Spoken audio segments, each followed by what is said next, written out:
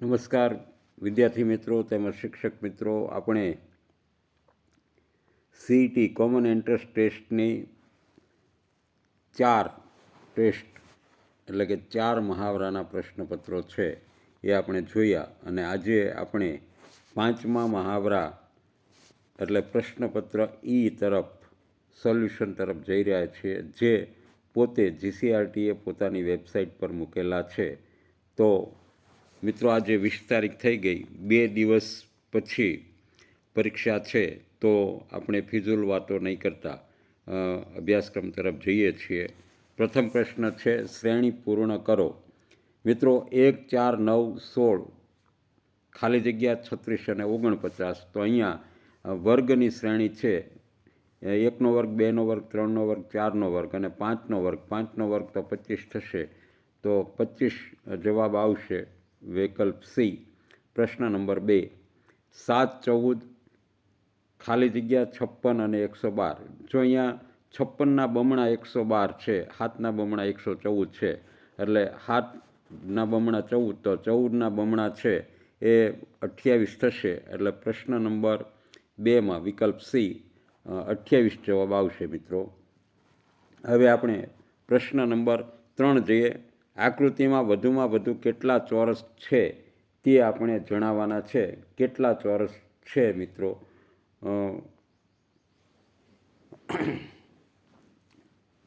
નજર સામે આપણી 3 ચોરસ દેખાય છે. કેટલા ચોરસ દેખાય છે? 3 ચોરસ દેખાય છે. એટલે લંબાઈમાં ટૂંકમાં 3 ચોરસ છે, 1, 2 અને 3, અને પહોળાઈમાં 2 ચોરસ છે. એટલે અહીંયા ફોર્મ્યુલા ચાલશે 3 × 2. હવે અહીંયા જે પહોળાઈમાં જે ચોરસ લખેલા હોય તે અહીંયા લખી નાખવાના, અને પછી એનાથી 1 ઘટાડવાના, એટલે 2 × 1. 3 દૂ 6 અને 2 એકુ 2, એટલે કુલ 8 ચોરસ છે. પણ મિત્રો, 8 ચોરસ કરતાં પછી વધારાનો 1 ચોરસ અહીંયા આ બને છે, એટલે કુલ આ આકૃતિમાં છે એ 9 ચોરસ છે. એટલે આપણે વિકલ્પ સી જવાબ આપી અને આગળ વધીશું. પ્રશ્ન નંબર 4, આકૃતિમાં વધુમાં વધુ કેટલા લંબચોરસ છે તે જણાવો. તો અહીંયા પણ ફોર્મ્યુલા ચાલશે, કારણ કે લંબાઈ અને પહોળાઈમાં એક સરખા છે. એ છે લંબાઈમાં 3 લંબચોરસ છે અને પહોળાઈમાં 2 લંબચોરસ છે. તો લંબાઈના ચોરસ ગણીએ તો 1 + 2 + 3, એટલે 1 ને 2 3, 3 ને 3 6, 1 + 2 એટલે 3. આ 6 અને 3 લંબાઈ અને પહોળાઈમાં જેટલા લંબચોરસ મળે એ બંનેનો ગુણાકાર કરવાનો, એટલે 6 × 3 કુલ 18 લંબચોરસ છે. આ નિશાની છે એ આપણને કન્ફ્યુઝ કરવા માટેની છે, કારણ કે એનાથી તો ત્રિકોણ બને છે, કોઈ લંબચોરસ બનતું નથી. એટલે કુલ 18 લંબચોરસ મિત્રો બને છે. તો જવાબમાં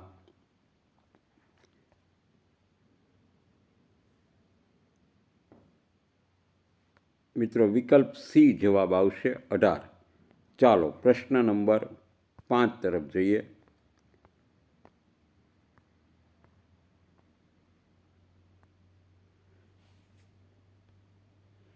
આકૃતિમાં કેટલા ત્રિકોણ છે એ જણાવો. કેટલા ત્રિકોણ છે એની આપણે ગણતરી કરશું. તો મિત્રો, આપણે અહીંયા કોઈ ફોર્મ્યુલા વગર સીધી ગણતરી કરીશું. તો એક તો જો આ ત્રિકોણ છે, એક આ ત્રિકોણ છે, એક આ ત્રિકોણ છે,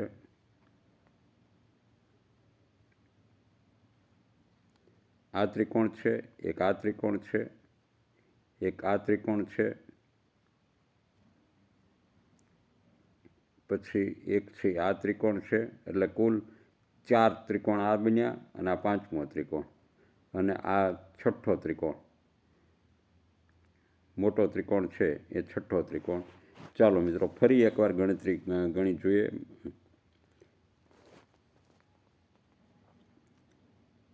એક ત્રિકોણ છે એ આ છે, 2 અને 3 આ નજર સામે આપણને દેખાય છે, અને ચોથો ત્રિકોણ છે એ આ, એટલે 4 ત્રિકોણ આ દેખાય છે. બાકીના 3 ત્રિકોણ અંદર બને છે, એટલે 6 થયા, એટલે મને આશ્ચર્ય થયું. કુલ 7 ત્રિકોણ બને છે. આપણે આ 4 ત્રિકોણ તો નજર સામે દેખાય છે, એટલે એને છોડીશું. હવે બાકીના અંદર કયા 3 ત્રિકોણ બને છે તે જુદા જુદા કલરથી આપણે બનાવીશું. આ એક ત્રિકોણ બને છે. બીજો ત્રિકોણ છે એ મિત્રો આ બને છે. આ બને છે, અને ચોથો ત્રિકોણ મિત્રો આવો કંઈક બને છે. એટલે કુલ 7 ત્રિકોણ બને છે. મિત્રો આ ત્રિકોણ બનતો નથી, આ ખાસ ખ્યાલ છે. આ ત્રિકોણ બનતો નથી કારણ કે આ ચતુષ્કોણ થઈ જાય છે. એટલે કુલ 7 ત્રિકોણ બને છે. ચાલો પ્રશ્ન નંબર 6. આકૃતિમાં કેટલી સળંગ રેખા છે તે આપણે જાણવાની છે. તો મિત્રો આપણી જે મેં તમને કીધેલી રીત પ્રમાણે આડી, ઊભી અને ત્રાંસી આવી લીટી ગણશું. ત્રાંસી એટલે આ અગ્નિખૂણો છે અને આ ખૂણો છે એ નૈઋત્ય છે, આ ખૂણો છે એ વાયવ્ય છે અને આ છે એ ઈશાન છે. એટલે આપણે એ ખૂણાને આવી રીતે પણ આમ વર્ટિકલ હોય ને આમ વર્ટિકલ હોય, એ બે પ્રકારની ત્રાંસી થાય.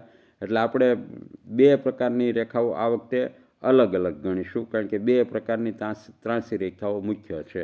એટલે આપણે પહેલાં તો આડી રેખા ગણશું. કઈ રેખા ગણશું? આડી રેખા ગણશું. આડી. તો આડી રેખા કેટલી છે? 1, 2 અને 3. આની સિવાય તમને કોઈ રેખા દેખાતી નથી. ઊભી રેખા, તો ઊભી પણ 3 છે. તો આડી અને ઊભી આ બંને ગણીએ તો આ પણ 3 છે. એટલે આડી અને ઊભી આ બંને થઈને 6 રેખાઓ છે. હવે આપણે ત્રાંસી રેખા ગણશું ને, એમાં મિત્રો ત્રાંસી રેખા છે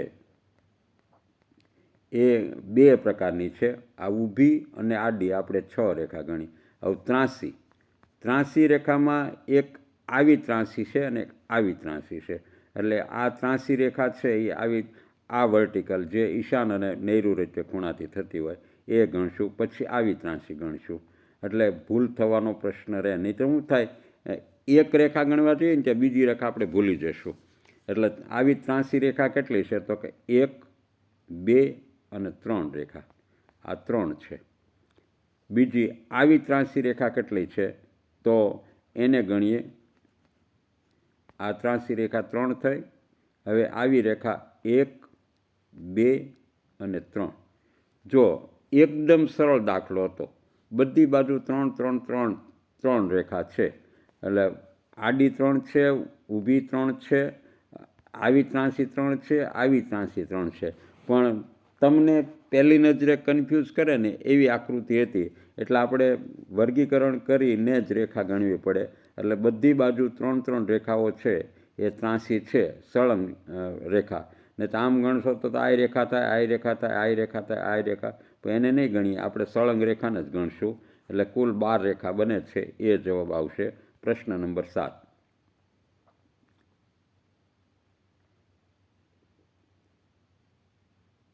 આકૃતિમાં વધુમાં વધુ કેટલા ત્રિકોણ બને તે જણાવો. તો અહીંયા આપણે કેટલા ત્રિકોણ નજર સામે દેખાય છે? 1, 2, 3, 3, 4, 5, 6, 7 અને 8. આવી રીતે એક ચોરસ કે લંબચોરસમાં એક સરખા ભાગ પડી અને ત્રિકોણ બનતા હોય એટલે એને 8 ત્રિકોણને સીધા 2 સાથે ગુણી નાખવાના. આ ફોર્મ્યુલા છે. 8 દુ ને 16 ત્રિકોણ બને. આને આપણે ગણવા રહેશું નહીં, 16 ત્રિકોણ બનશે. ચાલો મિત્રો આગળ પ્રશ્ન નંબર 8.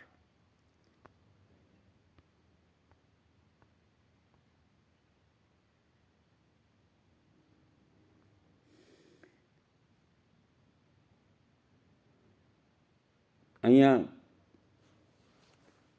કુલીફ્લાવર શબ્દના અંગ્રેજી મૂળાક્ષર પરથી નીચે પૈકી કયો શબ્દ બનતો નથી?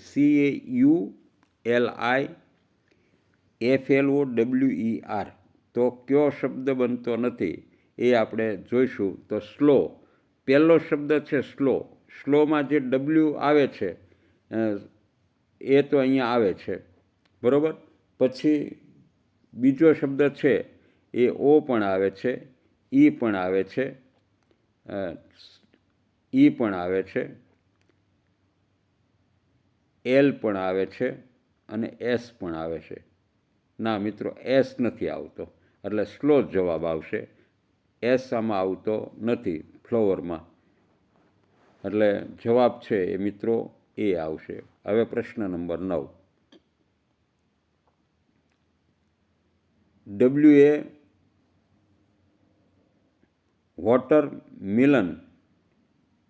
વોટરમિલન આ શબ્દ છે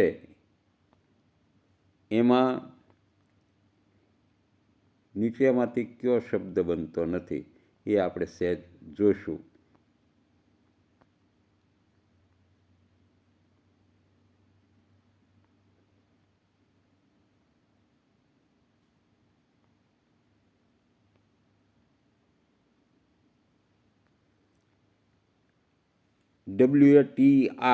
WATERMELON આમાં કયો શબ્દ બનતો નથી? તો મિત્રો આ અર્ન, ઇટરનલ, મેટર અને રોડમાં ડી આવે છે ને, એ ડી મિત્રો આમાં ક્યાંય દેખાતો નથી, એટલે ડી જવાબ આવશે. પ્રશ્ન 10. અંગ્રેજી મૂળાક્ષરનો સાચો ABCD ક્રમ શોધો. NOSE નોઝમાં આપણે સૌ પ્રથમ છે એ મિત્રો ઈ આવશે, અને ઈ ન આવતા હોય ને એવા બે વિકલ્પોને તો આપણે પહેલેથી રદ જ કરી નાખશું. ઈ પછી NSO કે ENOS એમાં કયો સાચો છે? તો કે ઈ પછી મિત્રો એન આવે તો ઈ પછી એન આમાંય છે ને આમાંય છે, પછી ઓ આવે કે એસ આવે તો પહેલાં MNO આવે, એટલે વિકલ્પ એ સાચો થશે. અહીંયા ENS છે એટલે એસ નો આવે, ENO આવે, એટલે વિકલ્પ ડી સાચો થશે. ચાલો પ્રશ્ન નંબર 11. અંગ્રેજી મૂળાક્ષરોનો સાચો ABCD ક્રમ શોધો. Play, PLAY. તો પહેલો શબ્દ તો એ છે, તો એ તો બધામાં આપેલો જ હશે, એ બધામાં આપેલો છે. બીજો ક્રમ કયો થશે?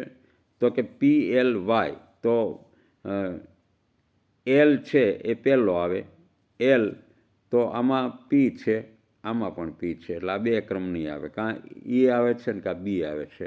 અહીંયા આ ચોકડી મારવાનું કારણ શું? આપણે એ શબ્દો પર વારંવાર નજર ન કરવી. એટલે અહીંયા ALYP અને ALPY, વાય મિત્રો છેલ્લો આવે, એટલે કંઈ પણ કર્યા વિના બી વિકલ્પ આપણે પસંદ કરશું. ચાલો પ્રશ્ન નંબર 12. ગુજરાતી મૂળાક્ષરોને નીચે મુજબ અંકમાં દર્શાવી સાચો વિકલ્પ પસંદ કરો. અ વત્તા પ વત્તા સ વત્તા આર. અ બરાબર 3 છે, પ બરાબર 1 છે, 5 છે, 4 છે. ક્રમનો ગુણધર્મ વાપરીએ તો આમાં આનો સીધો સરવાળો કરી નાખીએ કાંઈ પણ કર્યા વિના તો આપણે જવાબ મળી જાય. 3 ને 1 4, 4 ને 4 8 ને 5 છે એ 13 મિત્રો આવે, સી વિકલ્પ. પ્રશ્ન નંબર 13. રસ એને ગુણ્યા પર.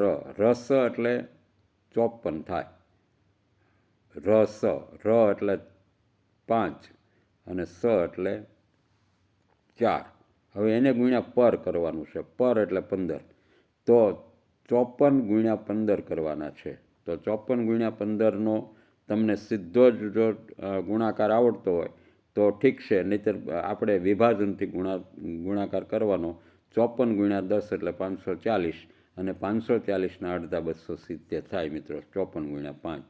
તો બસ 540 અને 270 છે એ મિત્રો સીધા 54 ને 27 છે એ 81 થશે. એટલે આવો વિકલ્પ ક્યાં છે તે આપણે સેજ જોઈ લઈશું. 810, તો ડી વિકલ્પ છે. પ્રશ્ન નંબર 14 તરફ જઈએ.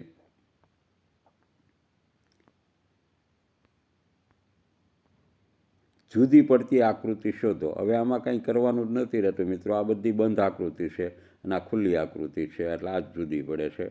ચાલો પ્રશ્ન નંબર 15. જુદી પડતી આકૃતિ શોધો.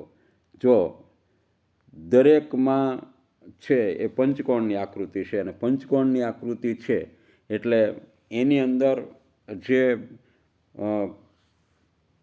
વર્તુળ છે અને ચોકડીની નિશાની છે, એટલે કે ગુણાકારની નિશાની છે, જે કહો એની ગતિ તમારે નોંધવાની રહેશે.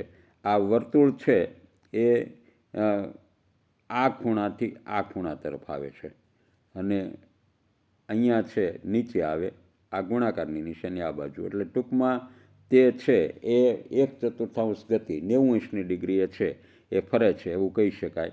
હવે અહીંયા છે એ ગુણાકારની નિશાની છે એ સીમાં ક્યાં આવવી જોઈએ? તો કે એ અહીંયા આવવી જોઈએ. અને વર્તુળની નિશાની છે એ ક્યાં આવવી જોઈએ? તો કે વર્તુળની નિશાની છે અહીંયા આવવી જોઈએ. અને ગુણાકારની વર્તુળની નિશાની છે એ મિત્રો અહીંયા આવવી જોઈએ. એટલે અહીંયા એણે પોતાની રિધમ તોડી છે. હવે આ છે એ વર્તુળની નિશાની છે અહીંયા આવે અને આ છે અહીંયા આવે. એટલે એના પછીની ગણતરી કરીએ ને તો એ એક્ઝેક્ટ નથી થતું, કારણ કે અહીંયા વર્તુળની નિશાની રહેવી જોઈએ અને અહીંયા ગુણાકારની નિશાની રહેવી જોઈએ.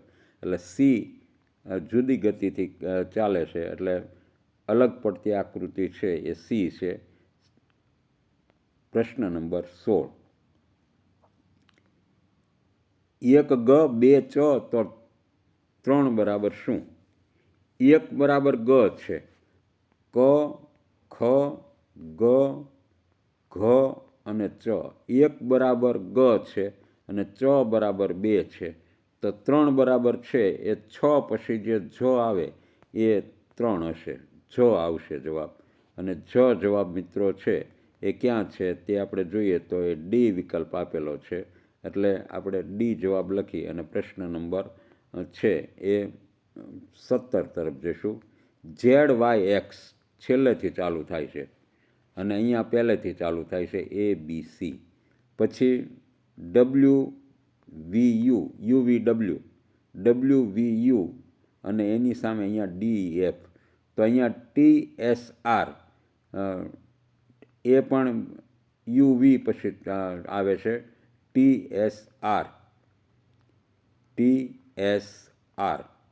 તો આ બાજુ DEF. તો પછી મિત્રો ABCDEFGHI આપણો જવાબ બને છે GHI. અને GHI આવો જવાબ છે વિકલ્પ એમાં. એટલે પ્રશ્ન નંબર 18 તરફ જઈશું. શબ્દકોશમાં ABCD પ્રમાણે સાચો ક્રમ શોધો. મોલ્ડ, મોક, મોર અને મોસ્ટ.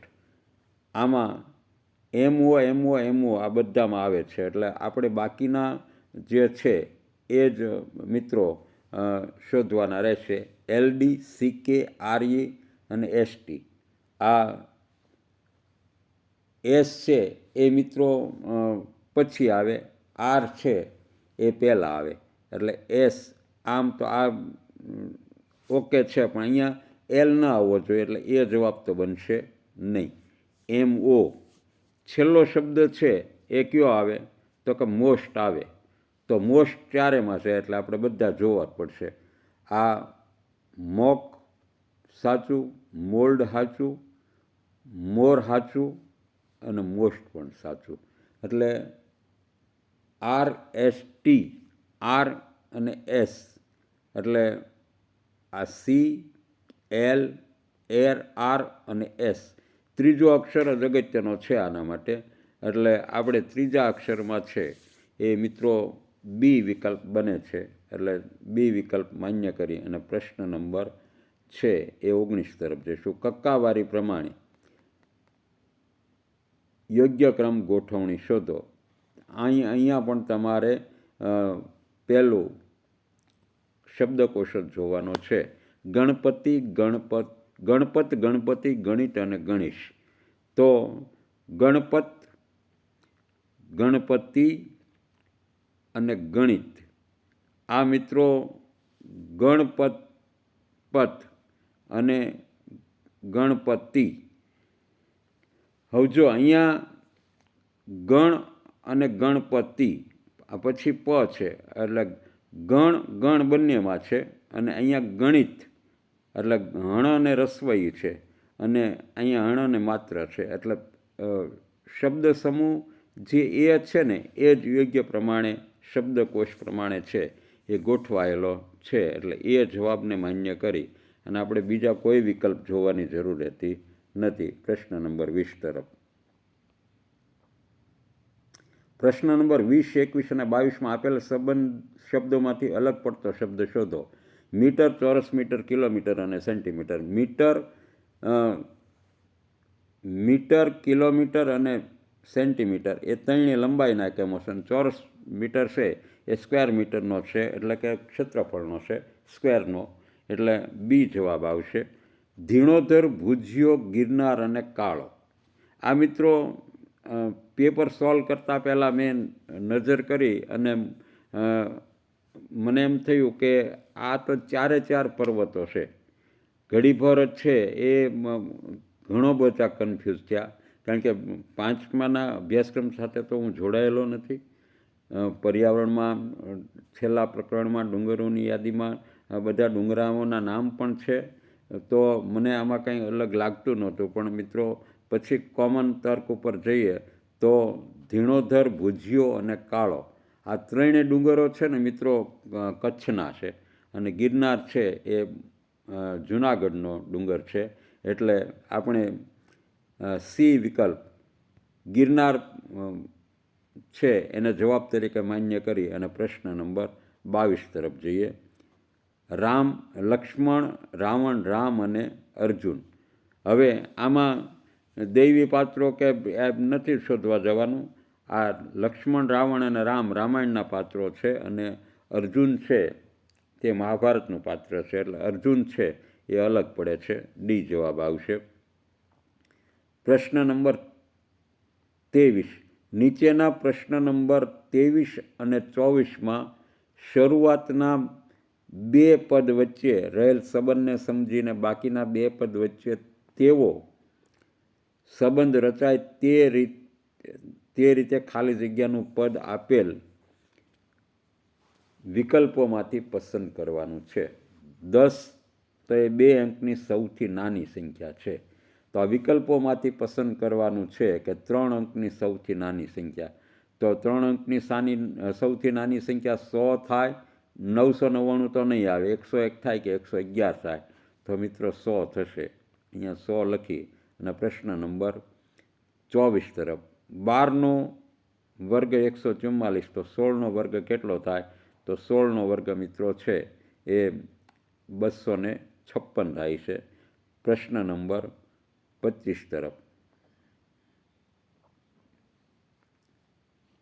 જો અહીંયા મિત્રો ઉપર મિરર આપેલો છે, ઉપર મિરર આપેલો છે એટલે કોનું પ્રતિબિંબ આ છે એવું નક્કી થાય, અથવા તો આનું પ્રતિબિંબ ક્યુ પડે, તો આને છે એ આપણે આખું ઉલટાવવાનું રહે. આ છે ને આનું પિક્ચર છે એ ઉલટાવવાનું રહે, આખું પિક્ચર ઉલટી જાય, બરાબર. આ છે એ આમ હોય ને એને બદલે આખું ઉલટી જાય, એટલે કેવું થાય કે આવી રીતે થઈ જાય. અહીંયા ઘાટું વર્તુળ આવી જાય અને અહીંયા છે એ ઘાટું તીર આવી જાય. આવું પિક્ચર ક્યુ બને છે તે આપણે જોવાનું રહે. તો આવું પિક્ચર મિત્રો અહીંયા ડીમાં બને છે, એટલે ડીનું પ્રતિબિંબ છે એ પ્રશ્ન આકૃતિ બને છે, અને પ્રશ્ન આકૃતિનું પ્રતિબિંબ છે ડી બને છે. પ્રતિબિંબ બંને અન્ય હોય છે, એટલે ડી જવાબ માન્ય કરી અને આપણે પ્રશ્ન નંબર છે એ 26 તરફ જશું.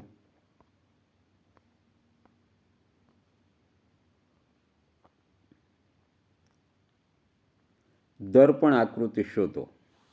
હવે દર્પણ આકૃતિ આપણે જોવાની છે, તો ચોરસની અંદર નળાકાર જેવો ભાગ છે એની અંદર પી છે, અને પીની ઉપર છે એ મિત્રો વર્તુળ છે. તો આ વર્તુળ ઉપર છે ને એ સાવ નીચે આવતું હોય ને એવી આકૃતિ જોવાની. તો એવી આ 1, 2 ને 3 છે, બરાબર. આ પી જે છે એને સાવ ઉલટું કરો, સાવ ઉલટું કરો એટલે કેવું થશે? તો કે એ પી છે એ કંઈક આવો થશે. તો હવે આ પીને મેઇન તમારે છે એ દ્રષ્ટિપાત કરવાનું છે. આવું પિક્ચર ક્યુ છે, તો એ છે એ તમારો જવાબ હશે મિત્રો. હવે જો એમાં આ તો આવે જ નહીં,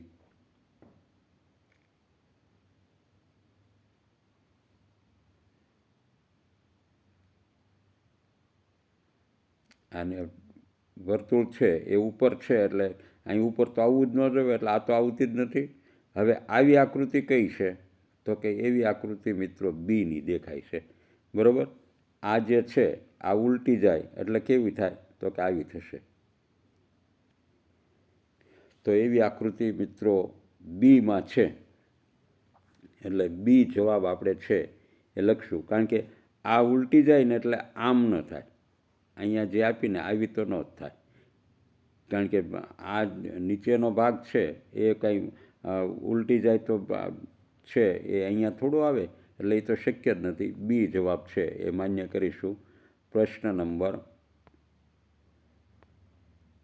27 તરફ. 8 ઓછા 7 બરાબર 15.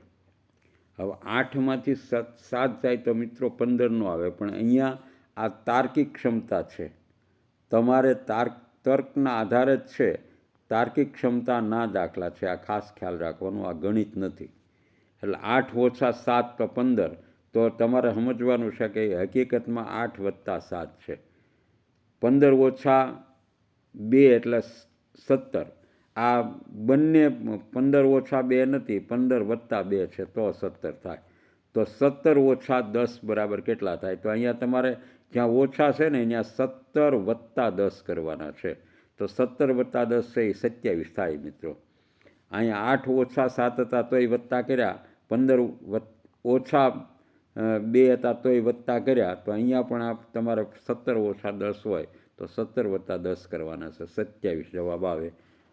27માં દાખલામાં 27મો જવાબ વિકલ્પ એ. હવે પ્રશ્ન નંબર 28 તરફ જઈએ. જો કેટને બદલે DBU લખાય તો CPZ કયા શબ્દ માટે લખાયો હશે? મેં તમને કીધું એમ દર્પણ આકૃતિ અન્ય હોય તો કોડિંગ ડીકોડિંગ પણ અન્ય હોય. જેને તમે CPZ કોડ આપો એને એની વિરુદ્ધનો કોડ છે આપી શકાય. CATમાં કઈ સામ્યતા છે? તો કે C પછીનો શબ્દ લીધો છે D, A પછીનો શબ્દ લીધો છે B લીધો છે. કયો લીધો છે? B. અને T પછીનો શબ્દ કયો લીધો છે? તો કે T પછીનો શબ્દ છે એ મિત્રો U લીધો છે. T પછી U આવે. કયો આવે? U આવે. અહીંયા એક સ્ટેપ છે આગળ જવાનું છે. તો તમારે C પછીનો શબ્દ લેવાનો છે. C પછીનો શબ્દ આવે D. CPZ કયા શબ્દ માટે લખાયો છે? સોરી, CPZ કયા શબ્દ માટે લખાયો છે? એટલે CPZ જે CAT બદલે D લખાયો તો C માટે છે આ તમારે B લેવાનો રહેશે. શું લેવાનું રહેશે? B. તો અહીંયા જેમ D માટે અગાઉનો A, B માટે અગાઉનો A, U માટે અગાઉનો T, તો C માટે અગાઉનો B અને P માટે એના અગાઉનો શબ્દ છે. Pની અગાઉ કયો શબ્દ આવે? તો કે O આવે. અને ઝેડની અગાઉનો શબ્દ કયો આવે? તો કે Y આવે. એટલે આપણે બોય શબ્દ લેવાનો રહે. BOY. B. પ્રશ્ન નંબર 29 તરફ.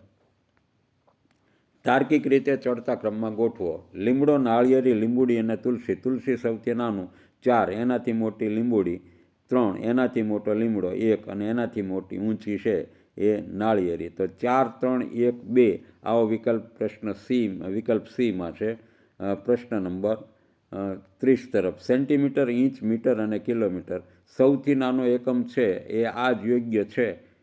સેન્ટીમીટરથી મોટું ઇંચ હોય, ઇંચથી મોટું મીટર હોય, મીટરથી ઊંચું છે કિલોમીટર હોય. તો 1, 2, 3, 4 1, 2, 3, 4 જે આપ્યું હોય તે જવાબ આપણો ડી. પ્રશ્ન નંબર 31.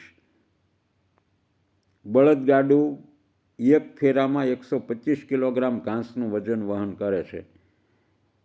તો 1 ટન ઘાસના વહન માટે કેટલા ફેરા કરવા પડશે? તો 125 ગુણ્યા 8 એટલે 1000 થાય. અને 1 ટન એટલે 1000 કિલો. તો 8 ફેરા કરવા પડે. સી જવાબ આવશે. પ્રશ્ન નંબર 32 તરફ જઈએ.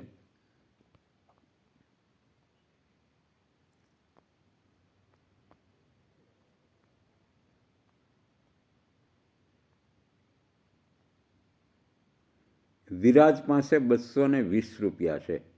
કેટલા રૂપિયા છે? 220 રૂપિયા છે.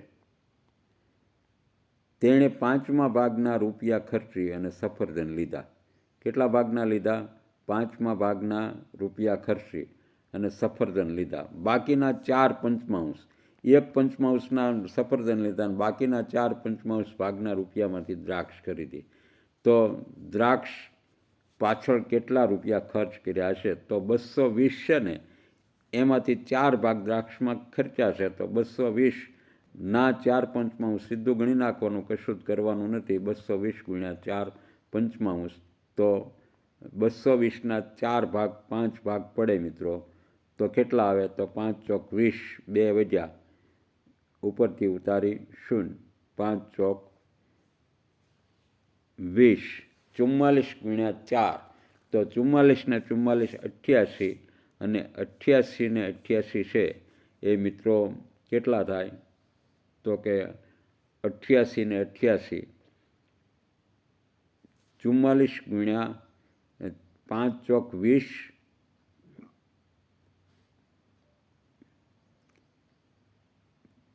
5 ચોક 20 અને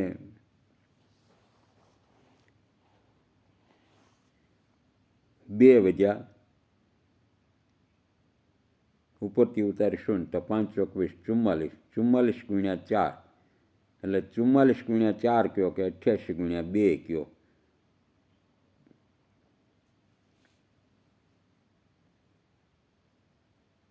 મિત્રો 44 ગુણ્યા 4, 40 ચોક 160 અને 16,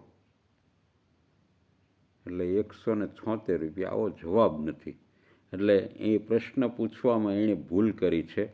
દ્રાક્ષ પાછળ કેટલો ખર્ચ કર્યો એને બદલે સફરજન પાછળ કેટલો ખર્ચ કર્યો એવું હોવું જોઈએ. હવે એવું અહીંયા બતાવ્યું નથી, કારણ કે આ જે 4 પંચમાંશ ખર્ચ છે ને, એ 1 પંચમાંશ ખર્ચ 44 રૂપિયા છે, એ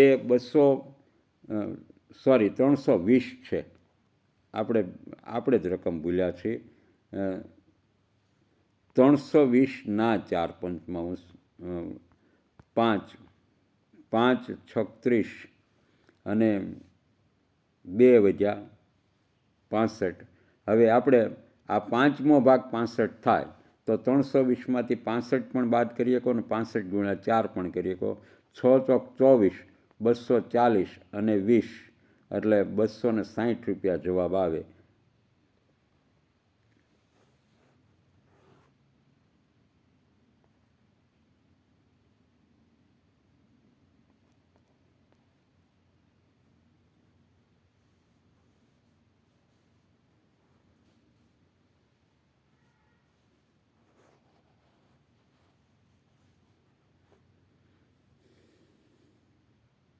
₹260. આપણે 1 પંચમાંશ કરીએ તો 5 છક 30, 2 વધ્યા, ઉપરથી ઉતારી 0, 20, 5 ચોક 20, એટલે 64, 64 ગુણ્યા 4, એટલે 64 ગુણ્યા 4 એટલે 6 ચોક 24, 240 અને 16, ચોક્કસ 16, એટલે ડી જવાબ મિત્રો આવે છે. સોરી, એક ભૂલ થવાથી વારંવાર ભૂલોની પછી પરંપરા સર્જાય. એટલે 64 રૂપિયા, 1 પંચમાંશ એટલે 64 થાય ને 4 પંચમાંશ એટલે દ્રાક્ષ પાછળ છે એ 256 રૂપિયા છે એણે ખર્ચ્યા છે. પ્રશ્ન 33, નીચેનામાંથી સૌથી વધુ ખૂણા ઓછા ખૂણા ધરાવતો વિકલ્પ પસંદ કરો. જો પ્રશ્નપત્ર ડીમાં સૌથી વધારે ખૂણા, તો અહીંયા સૌથી ઓછા ખૂણા ધરાવતો, તો આપણે એચમાં જોયું છે કે સૌથી વધારે ખૂણા છે. પછી ડબલ્યુમાં છે એ મિત્રો 3 ખૂણા બને, એમમાં પણ 3 ખૂણા બને, અને ટીમાં 2 ખૂણા બને છે. ટીમાં 1 ખૂણો આ બને અને 1 ખૂણો આ બને, 2 ખૂણા બને છે, એટલે જવાબ ડી આવશે. પ્રશ્ન નંબર 34, જ્યારે ઘડિયાળમાં સાંજના 8:15 વાગી રહ્યા હોય ત્યારે તેમાં કયો ખૂણો રચાય છે? હવે આ મિત્રો ઘણા બધા વિડીયો બનાવ્યા છે અને ઘણા બધામાં છે એ તમને આપ્યું છે. એટલે હવે અહીંયા છે 12, આ 12, આ 3 અને આ 9 અને 8, 8 અને 15 એટલે આ હવે તમને બતાવવાની જરૂર રહેતી નથી કે ગુરુકોણ જ બને, છતાં છે એ મિત્રો તમને બતાવું છું કે ગુરુકોણ બને છે. ચાલો, પ્રશ્ન 34માં બી જવાબ ગુરુકોણ જવાબ આવશે. ચાલો મિત્રો, પ્રશ્ન નંબર 35. એક ચોરસ અને લંબચોરસની પરિમિતિ સમાન છે. જો ચોરસની બાજુનું માપ 45 અને લંબચોરસની લંબાઈ 50 હોય તો લંબચોરસની પહોળાઈ કેટલી થશે? તો હવે આપણે બંનેના માપ ઉપરથી લંબચોરસની છે એ પહોળાઈ કાઢવી પડશે.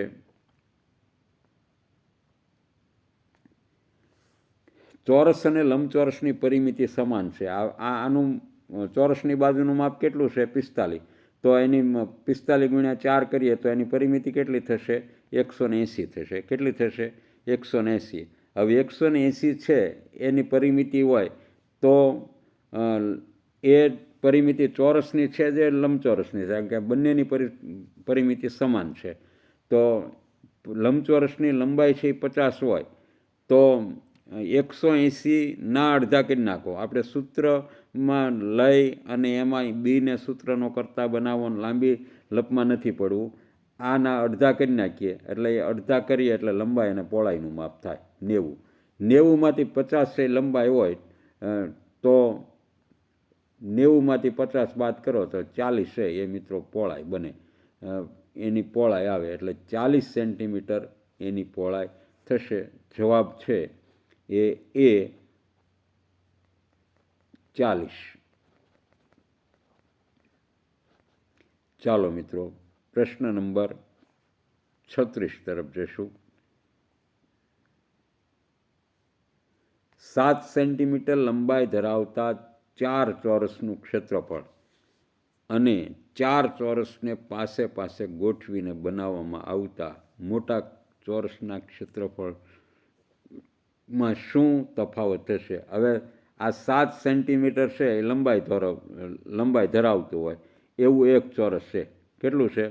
એક ચોરસ છે કે જેની લંબાઈ અને પહોળાઈ સરખી હોય એને આપણે ચોરસ કહીએ છીએ. અને આનું ક્ષેત્રફળ બાજુનું માપ કેટલું છે? 7. હવે આવા 4 ચોરસને પાસે પાસે ગોઠવી અને બનાવવામાં આવે. આ માત્ર તમને કન્ફ્યુઝ કરવા માટે આવી રકમ આપી હોય છે. બાકી 4 ચોરસને નજીક લખીએ કે દૂર લખીએ, ગમે ત્યાં લખીએ, ક્ષેત્રફળમાં કોઈ બદલાવ થવાનો નથી. આ પરિમિતિ બાજુમાં ગોઠવી છે, ખૂણે ગોઠવી છે તો પરિમિતિમાં બદલાવ થાય. ક્ષેત્રફળ તો આ અંદરના એરિયાનું ક્ષેત્રફળ છે, એટલે તમે નજીક ગોઠવો કે દૂર ગોઠવો, આપણે નજીક ગોઠવવાના કોઈ પ્રયત્નો કરવાના નથી. એક ચોરસનું ક્ષેત્રફળ છે એ 49 થાય તો 4નું મિત્રો કેટલું થાય? તો કે 196 થાય. આ તમારે છે એ નક્કી કરવાનું રહે. તો આવો જવાબ કેટલા ચોરસ સેન્ટીમીટર થાય આવું તો આપ્યું નથી. શું જવાબ આપ્યો છે? તો પહેલાં 4 જવાબોનું વર્ણન છે એ આપણે વાંચીશું. કે નાના ચોરસોના ક્ષેત્રફળથી બમણું થશે. નાના ચોરસોથી ક્ષેત્રફળ 4 ગણું થશે. નાના ચોરસોના ક્ષેત્રફળથી 8 ગણું થશે. ક્ષેત્રફળમાં કોઈ ફેરફાર થશે નહીં. ભાઈ 7નું છે અહીંયા, બરાબર? 7નું છે તો 4 હોય તો એનું 4 ગણું જ થાય. ક્ષેત્રફળમાં કોઈ ફેરફાર થાય નહીં. એટલે બી જવાબ જ માન્ય રહે. ચાલો, પ્રશ્ન નંબર 37. એક ટાંકીને પૂરી છલોછલ ભરતા 90 લીટર પાણી જોઈએ. 90 લીટર પાણી આવે છે. તેનો 7.5 ભાગ ખાલી પડેલો છે. કેટલો ભાગ ખાલી પડેલો છે? 7.5. 90નો 7.5 ભાગ ખાલી પડ્યો એટલે 90નો 7.5. આપણે રકમ સાથોસાથ ગણતા જ જઈએ. જો ટાંકીનો 5/7 ભાગ કાઢી લેવામાં આવે, જો ટાંકીનો 5/7 ભાગ કાઢી લેવામાં આવે તો ટાંકીને પૂરેપૂરી છલોછલ ભરવા માટે કેટલું પાણી જોઈશે? એટલે પાણી ભરેલું કેટલું છે? તો કે 63 લીટર ભરેલું છે. હવે 63 છે એમાંથી 5/7 કાઢી લેવામાં આવે. 63 ગુણ્યા 5/7, 7 9 63 એટલે 45 એ કાઢી લેવામાં આવે છે. કેટલું કાઢી લેવામાં આવે છે? 45 એ કાઢી લેવામાં આવશે. 9 પંચાને 45, 45 લીટર છે એ મિત્રો એમાંથી કાઢી લેવામાં આવે છે. આ ખાસ ધ્યાન રાખજો. 63 ભર્યું છે, એમાંથી 45 કાઢી લેવામાં આવે તો વધે કેટલું? તો કે 18 લીટર વધે. તો હવે તમને એમ પૂછ્યું છે કે તમારે તો ટાંકીને પૂરેપૂરી છલોછલ ભરવા માટે કેટલા લીટર વધુ પાણી જોઈએ? તો પાણી છે એ 65 હતું અને એમાંથી 45 કાઢી લીધું. વધ્યું કેટલું? તો કે 18 વધ્યું. 5/7 ભાગ કાઢી લેવામાં આવ્યો છે. તો 18 વધ્યું છે અને તમારે ભરવાની છે પૂરી 90. તો 90માંથી 18 બાદ કરો તો મિત્રો તમારે છે એને 90 - 10 80, 80 - 10 છે 70, અને 70 ઉપર 2 લીટર ભર્યું છે 18 લીટર, એટલે 72 લીટર પાણી છે એ ભરવું પડશે. કેટલું ભરવું પડશે? 72. એટલે બી જવાબ આવશે. પ્રશ્ન નંબર 38. કયા બે પૂર્ણાંકોની વચ્ચે અપૂર્ણાંક 3 અષ્ટમાંશ રહેલો છે? 3 અષ્ટમાંશ એ શુદ્ધ અપૂર્ણાંક છે, એટલે 0 અને 1ની વચ્ચે જ રહેલો હોય. આ વિકલ્પ એ આ સાચો જવાબ છે. પ્રશ્ન નંબર 39. એને 1/2 ફેરવવાનો છે. કોને ફેરવવાનું છે? એને 1/2 ફેરવવાનું છે, એટલે ટર્ન મરાવવાનો છે આખો, આમ થાય. તો એ છે 1/2 ફેરવીએ તો શું થાય? આવું થાય. એવું કયું ચિત્ર છે? તો કે ડી છે. આ એ છે ને એ 1/4 ફેરવું છે. આ એ હોય એને 1/4 ફેરવો એટલે આવું થાય. 3/4 ફેરવો તો આવો થાય. એ આ બાજુ મૂકીએ, આ મૂકીએ તો 3/4 થાય. આ 1/4 ફેરવું છે, એટલે જવાબ છે ડી આવશે મિત્રો. ડી જવાબ આવશે. ઊંધો એ થઈ જશે. ડી જવાબ. પ્રશ્ન નંબર 40. જો એક સંખ્યા 5 અને 2 વડે વિભાજ્ય છે તો તે સંખ્યા હંમેશા કોના વડે વિભાજ્ય હશે? 5ના અવયવ વડે, 2ના અવયવ વડે કે 10ના અવયવ વડે? 5 અને 2 વડે વિભાજ્ય હોય તો 10ના અવયવો 5 અને 2 જ થાય છે મિત્રો. એટલે 10ના અવયવ વડે છે એ વિભાજ્ય હોય. કારણ કે 5 અને 2 વડે વિભાજ્ય છે તો 5 × 2 એ 10ના અવયવો પાડેલા છે. એટલે 10ના અવયવ વડે છે એ કાયમને માટે વિભાજ્ય હશે. ચાલો મિત્રો, પ્રશ્ન નંબર 41. 8 અને 10 વડે વિભાજ્ય 3 અંકની નાનામાં નાની કઈ સંખ્યા છે? તો 8 અને 10નો લસા કયો થાય મિત્રો? પછી આપણે લસાનો અવયવી ગોતશું. 8 અને 10નો લસા 8 પંચા 40 અને 10 ચોક 40. આ નાનામાં નાનો બંનેનો કોમન અવયવ મળે છે 40, એટલે આ એનો લસા છે. હવે આપણે 3 અંકની સંખ્યા લખવાની છે. તો 40ના અવયવો કેટલા થાય? 40, 80, 120, 160. આ એના અવયવી થાય. 8 અને 10નો લસા 40 છે. 40ના અવયવી છે ને એ બધા જ અવયવીને 8 અને 10 વડે છે એ મિત્રો ભાંગી શકે છે. 8ને બાકી કોઈ સંખ્યાને 8, કોઈકને 8 વડે ભાંગી શકાય તો 10 વડે ન ભાંગી શકાય, 10 વડે ભાંગી શકાય, 8 વડે ન ભાંગી શકાય. એના લસાના અવયવીને છે એ બંને વડે ભાંગી શકાશે. તો 100થી મોટી સંખ્યા કઈ થાય? 120. જોઈએ વિકલ્પમાં 120 લખેલા છે તો કે હા, બીમાં 120 લખેલા છે, એટલે તે યોગ્ય જવાબ આવશે. 100 કે 110 ન આવે અને 160 પણ ન આવે. 160ને છે એ મિત્રો 160 કરતાં 120 નાના છે, એટલે આપણે છે એ પહેલાં 120 જ જવાબ લખશું. ચાલો, 42મો. 4 પેન્સિલ અને 3 પેનની કિંમત સમાન છે. 4 પેન્સિલ અને 3 પેનની કિંમત સમાન છે. તો 21 પેનના બદલે કેટલી પેન્સિલ ખરીદી શકાય? હવે અહીંયા 3 પેનને બદલે 21 પેન ખરીદી. કેટલા ગણી પેન ખરીદી? તો કે 7 ગણી પેન ખરીદી. તો 21 પેનને બદલે કેટલી પેન્સિલ ખરીદી શકાય? તો આના 4ના 7 ગણા કરવાના. 4 × 7 = 28 પેન્સિલ છે એ મિત્રો ખરીદી શકાય. એ વિકલ્પ આવે છે પ્રશ્ન નંબર 43 તરફ. 12 × 7 છે એ 84 થાય. જો અહીંયા ગણિતની વચ્ચે તાર્કિકતાનો દાખલો લાવ્યા છે, 84ને બદલે વચ્ચે 0 કર્યા છે. 9 × 8 = 72 થાય, તો 72ની વચ્ચે 0 કર્યા છે.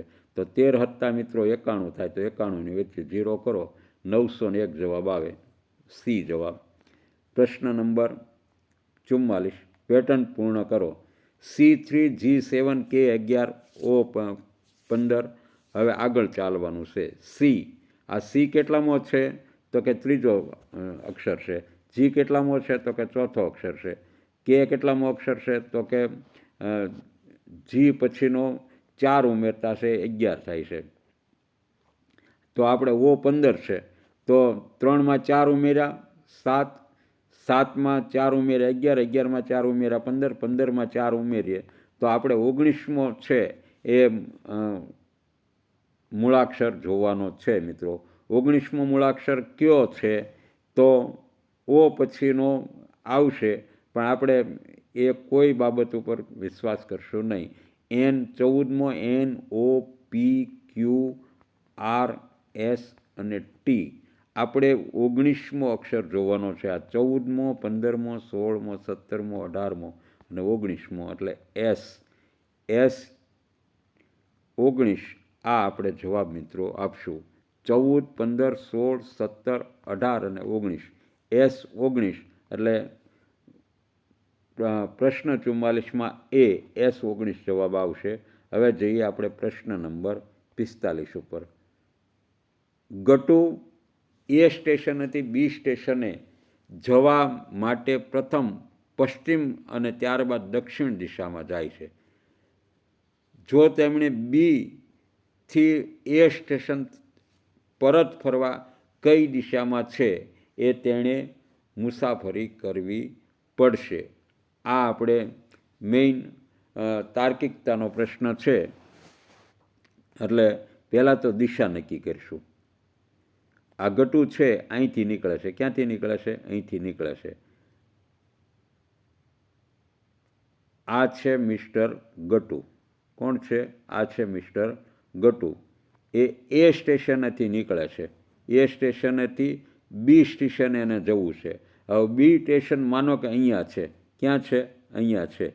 બી સ્ટેશન છે એનું અહીંયા છે. બરાબર? તો જવા માટે પ્રથમ છે આ ઉત્તર થાય, તો આ પૂર્વ થાય, તો આ પશ્ચિમ થાય. એટલે પહેલાં ક્યાં નીકળે? પ્રથમ છે એ પશ્ચિમ દિશામાં જાય છે. ક્યાં જાય છે? પશ્ચિમ દિશામાં. અને ત્યારબાદ પશ્ચિમ દિશામાંથી ચાલ્યા બાદ દક્ષિણ દિશામાં જાય છે. આ south, SN east west, east west. એટલે આ ક્યાં આવે છે? સાઉથમાં આવે છે, દક્ષિણ બાજુ આવે છે. તો તેમણે બી, આ બી સ્થળ છે, આ એ સ્થળ છે. ગટુ અહીંથી નીકળ્યો છે. એ સ્થળેથી નીકળવા માટે પહેલાં છે પશ્ચિમ દિશામાં ચાલ્યો, ત્યારબાદ દક્ષિણ દિશામાં ચાલ્યો. જો તો તેમણે બીથી એ સ્ટેશને પરત ફરવું હોય તો પહેલાં ક્યાં જવું પડે? તો પહેલાં જવું પડે નોર્થ બાજુ, એટલે કે ઉત્તર બાજુ જવું પડે. પછી કઈ બાજુ જવું પડે? પૂર્વ બાજુ જવું પડે. તો આપણો જવાબ થશે પહેલાં ઉત્તર અને પછી પૂર્વ. આવો ઉત્તર પૂર્વ જે જવાબ હોય તે આપણે જવાબ છે એ માન્ય કરીશું. તો ઉત્તર પૂર્વ બી જવાબ છે. પ્રશ્ન નંબર 46. મહેશ નકશો દોરી રહ્યો છે. નકશો દોરવા માટે 1 સેન્ટીમીટર બરાબર 300 મીટર પ્રમાણમાપ નક્કી કરે છે. વિજયનગર અને સિંધુઘાટ વચ્ચે જમીન પર 9 કિલોમીટર અંતર છે.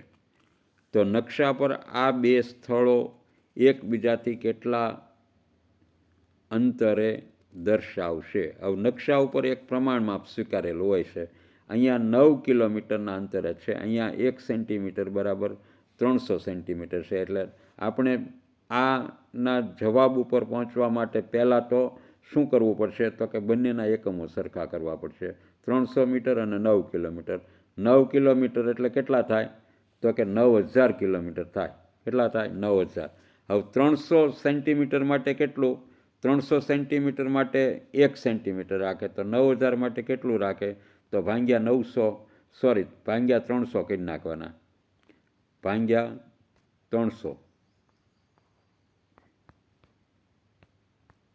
30 જવાબ આવે મિત્રો. અને 30 મીટર નહીં હો, 1 સેન્ટીમીટર બરાબર 300 મીટર છે, તો 30 સેન્ટીમીટર આ જવાબ છે એ આપવાનો છે ડી. ઉતાવળે 30 મીટર જવાબ આપી દીધો એટલે તમારો 1 માર્ક ગયો. ચાલો મિત્રો પ્રશ્ન નંબર 47 તરફ.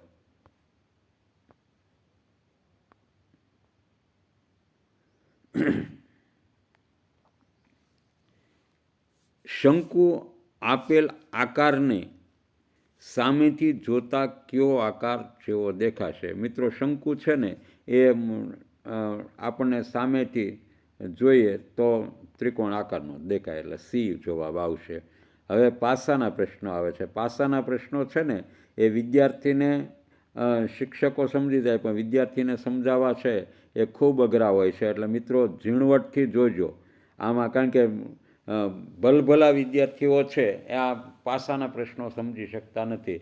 એટલે ખાસ તમારું ચિત્ત એકાગ્ર કરી અને અહીંયા ધ્યાન રાખજો. એક સમઘન પાસો બનાવવા માટે નીચે આપેલા નેટને વાળવામાં આવે તો નીચેનામાંથી કયો વિકલ્પ વાસ્તવિક ચિત્ર રજૂ કરે છે? હવે જો પાસાની પહેલાં પ્રથમ તો 6 બાજુ હોય છે અને 6 બાજુની નેટ અહીંયા આપી છે, અને નેટ કેવી રીતે આપી છે તેનું ખાસ નિદર્શન કરો. આપણે સહેજ ચિત્રને છે એ મિત્રો મોટું કરીએ. આ તમને સમજાવવા માટે વળી પાછું નાનું કરીશ. આ અહીંયા 3 છે, પછી 1 છે, આ 4 છે અને પછી 2 છે. એટલે જો આ પાસાની 2 હશે ને તો એની પાછળ 1 હશે, અને 4 હશે તો એની પાછળ 3 હશે. હવે આ છે એ સમઘનના પાસાની 4 બાજુ થઈ ગઈ. આને તમે મથાળું ગણો તો મથાળા ઉપર 6 લખેલા છે, અને તળિયામાં કેટલા લખેલા છે તો કે 5 લખેલા છે. પણ આ તો સમઘન પાસો છે, ગમે એ બાજુ પડી શકે.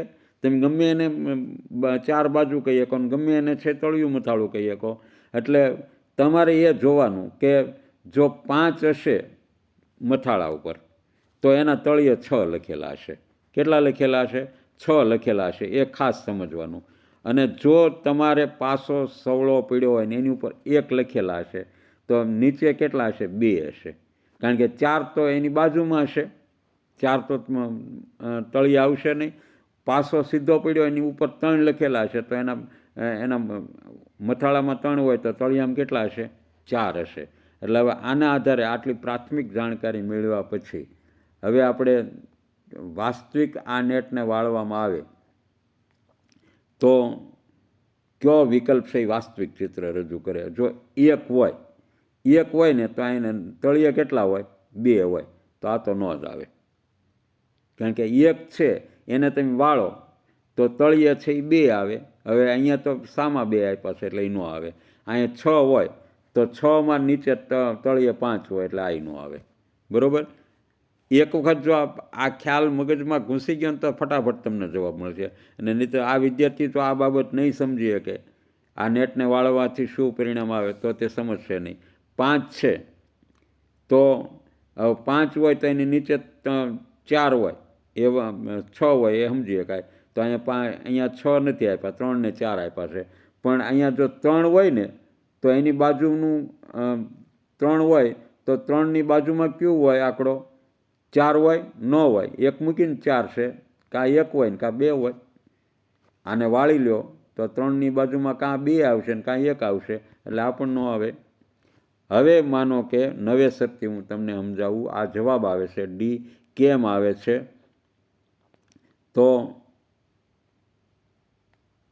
અહીંયા 2 છે. કેટલા છે? 2. હવે 2 છે તો અહીંયા 4 છે ને, 2ની નીચે ક્યાં આવશે? તો 2ની નીચે આવશે 1, કારણ કે 4 એની બાજુમાં આવશે. બરાબર?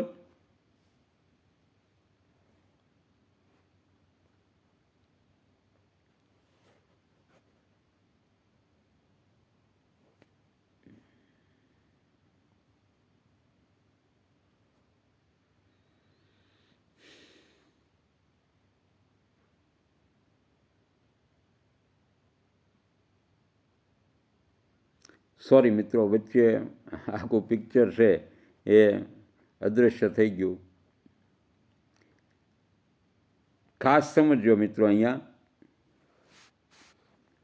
2 છે એટલે 2ની નીચે કયો આવશે? 2ની નીચે 1 લખેલા હશે. અને અહીંયા 4 છે તો 4ની બાજુમાં 6 લખ્યા છે. શું લખ્યા છે? 6. તો કે 6 કેમ આવે? તો આવે ભાઈ, કારણ કે 4 છે એટલે એની બાજુમાં જો અહીંયા 4ની બાજુમાં 6 થાય છે. 6ની પાછળ આવશે 5 અને 4ની પાછળ ક્યાં આવશે? તો કે એની પાછળ 3 આવશે. આમાં પાસાના 6 અંકો હોય તો એમાં તમને 3 દેખાય અને 3 ન દેખાય. એટલે વળી તમને એક વખત દ્રષ્ટિપાત કરી દઉં કે 2 છે એની પાછળ છે 2નું તળિયું કયું થશે? તો કે 1 થશે, જે તમને દેખાતો નથી. આ 4 છે તો 4નું તળિયું કયું થશે? 3, તો એ 3 તમને દેખાતા નથી. આ 6 છે તો 6ની પાછળ ક્યાં આવશે? તો 5 આવશે, જે તમને દેખાતા નથી. 6 દેખાય છે, 4 દેખાય છે અને 2 દેખાય છે. એટલે આ નેટ વાળવામાં આવે તો આ જ સાચું પરિણામ છે. એ વાસ્તવિક ચિત્ર રજૂ કરે છે. એટલે જવાબ છે એ મિત્રો ડી આવે. હવે આપણે પ્રશ્ન નંબર 49 તરફ જઈશું. 5 મીટર લંબાઈ અને 2 મીટર પહોળાઈ ધરાવતા કાપડના એક ટુકડામાંથી 50 સેન્ટીમીટર લંબાઈ ધરાવતા કેટલા ચોરસ ટુકડા બની શકે? તો આપણે જે મોટો ટુકડો હોય 5 મીટરનો અને 2 મીટરનો એ છે એ એનું ક્ષેત્રફળ શોધવું, એના એકમો સરખા કરવા અને વળી આ નાના ટુકડાનું ક્ષેત્રફળ શોધવું અને આટલા ટુકડામાંથી બનતો ટુકડો એક સમપ્રમાણ લખવું, અને તો આટલા ટુકડામાંથી આના ક્ષેત્રફળમાંથી કેટલા ટુકડા બને, આવું વળી પાછું ત્રિરાશિ મૂકવી. લાંબી પ્રોસેસ થાય. એટલે હું તમને ટૂંકી રીત ઉપર જ દાખલા ગણાવતો રહેલો છું કે તમારે મોટો ટુકડો હોય, બંનેના પહેલાં પ્રથમ તો એકમો સરખા કરી નાખવાના. 50 સેન્ટીમીટર લંબાઈ ધરાવતા ચોરસ ટુકડા બનાવવાના છે, એટલે આ તો 50 × 50 થવાના છે. હવે એ સેન્ટીમીટર છે, અહીંયા 5 મીટર છે અને અહીંયા 2 મીટર છે. તો તમારે શું કરવાનું છે? માત્ર ને માત્ર 50 છે, 5 મીટર છે એના 500 કરી નાખવાના છે, અને 2 મીટર છે એના 200 સેન્ટીમીટર કરી નાખવાના છે. બેયના સેન્ટીમીટર કરવાનું છે, બાકી કાંઈ કરવાનું નથી. 5, 10, 50 અને 5 ચોક એટલે 10 ચોક 40 ટુકડા થશે. કેટલા ટુકડા થશે? 40 ટુકડા થશે. પ્રશ્ન 49માં 40 ટુકડા. હવે આપણે પ્રશ્ન 50 તરફ જઈએ. સાગરના પિતા ઇંગ્લેન્ડમાં રહે છે. સાગરને સ્કૂલ ફી અને અન્ય ખર્ચ માટે 500 પાઉન્ડ મોકલે છે. તેમાંથી સાગર 43,000 રૂપિયા ખર્ચ કરે છે. તો હવે તેમની પાસેની બાકીની રકમ કેટલા પાઉન્ડ થશે? અહીં 1 પાઉન્ડ બરાબર 100 રૂપિયા. જો 500 પાઉન્ડ મોકલે અને 100 રૂપિયાનો 1 પાઉન્ડ છે એટલે ગુણ્યા 100 કરો એટલે એને કેટલા મળ્યા? તો કે 50,000 મળ્યા. કેટલા મળ્યા? 50,000 મળ્યા. હવે એમાંથી 43,000 ફી ભરી. કેટલી ભરી? 43,000 ફી ભરી. એટલે વધ્યા કેટલા? 7,000. વળી એને પાઉન્ડમાં કન્વર્ટ કરો તો 100 વડે ભાંગી નાખો એટલે 70 પાઉન્ડ મિત્રો એની આગળ વધ્યા. કેટલા વધ્યા? 70 પાઉન્ડ વધ્યા. આવા દાખલામાં બહુ લાંબી લપ કરવા રહેવાનું નહીં. બધામાં તમે બાદબાકીની ત્રિરાશિ બતાવો તો ઘણો બધો ટાઈમ લાગે. ચાલો પ્રશ્ન નંબર 51. 88 મીટરના લાંબા તારમાંથી વધુમાં વધુ છે એ ક્ષેત્રફળ ઘેરી શકે તેવી કઈ બંધ આકૃતિ બનાવી શકાય? મિત્રો, આ દાખલો છે એ તમને સર્વિસ મેટરનો દાખલો પૂછી લીધો છે.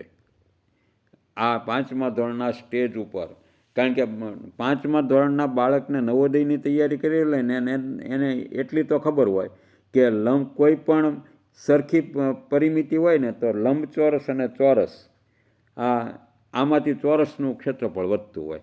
તો અહીંયા તો વર્તુળ આપ્યું, ત્રિકોણ આપ્યું, તો લંબચોરસ કરતાં ચોરસનું વધે એટલે ત્રિકોણનું તો નહીં જ વધે. એ તો એક તાર્કિક આધાર ઉપર કહીએ કાંઈ, પણ વર્તુળનું તમારે જાણવું પડશે. તો 88 મીટર છે.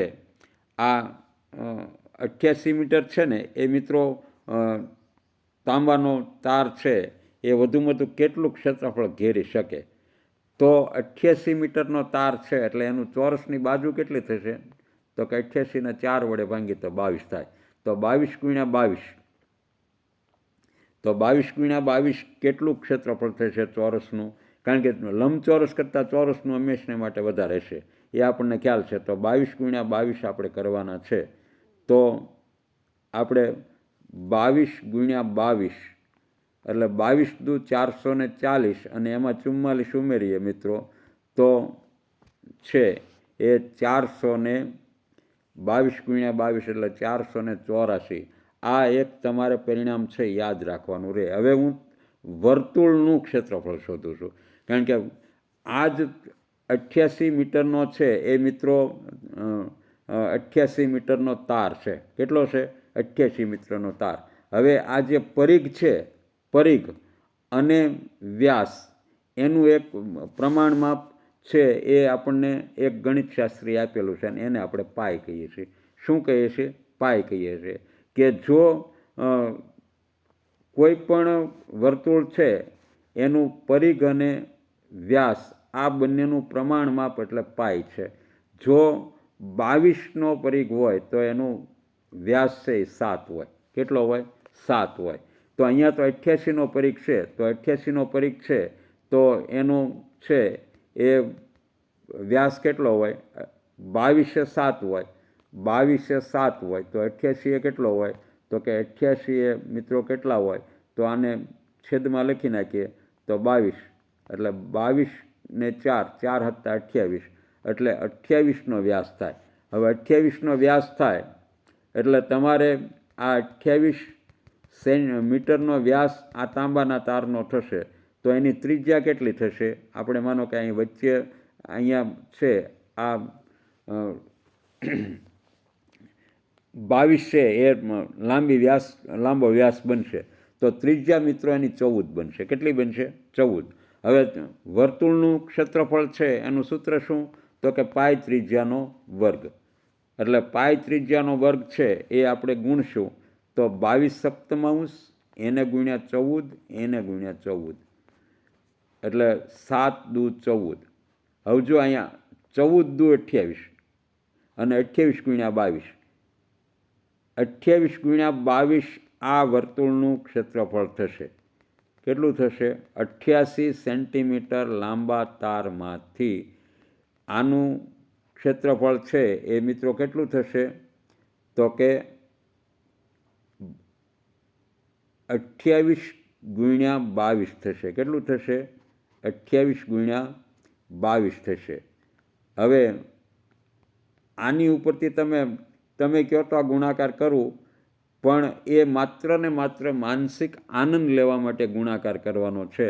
બાકી ચોરસનું ક્ષેત્રફળ 22 × 22 હોય અને આ 28 × 22 હોય તો કોઈ પણ એક સરખી પરિમિતિ કે પરિઘ હોય ત્યારે લંબચોરસ કરતાં ચોરસનું ક્ષેત્રફળ વધે અને ચોરસ કરતાં એ જ માપનો પરિઘ હોય તો વર્તુળનું ક્ષેત્રફળ વધે. આ દાખલા ઉપરથી સ્પષ્ટીકરણ થાય. પણ આવો દાખલો તો પૂછે તો આ તો એકદમ યુનિક બાળક હોય એ જ આનો જવાબ આપી શકશે, બાકી જવાબ આપી શકે નહીં. એટલે કોઈ પણ આ 3-4 આકૃતિ હોય ને, ત્રિકોણને તમે લક્ષમાં ન લો તો પણ ચાલશે. એટલે વર્તુળનું ક્ષેત્રફળ છે એ સૌથી વધારે થશે. આ તમારે યાદ રાખી અને આગળ ચાલવાનું રહેશે. કારણ કે ઓલા 22 × 22 484 થતા હતા એ યાદ છે આપણને, પણ 28 × 22 એના કરતાંય વધારે થવાનું છે. એટલે જવાબ છે એ મિત્રો આવશે આપણે આનો એ વર્તુળ. આ યાદ રાખી અને પ્રશ્ન નંબર 52 તરફ જઈએ.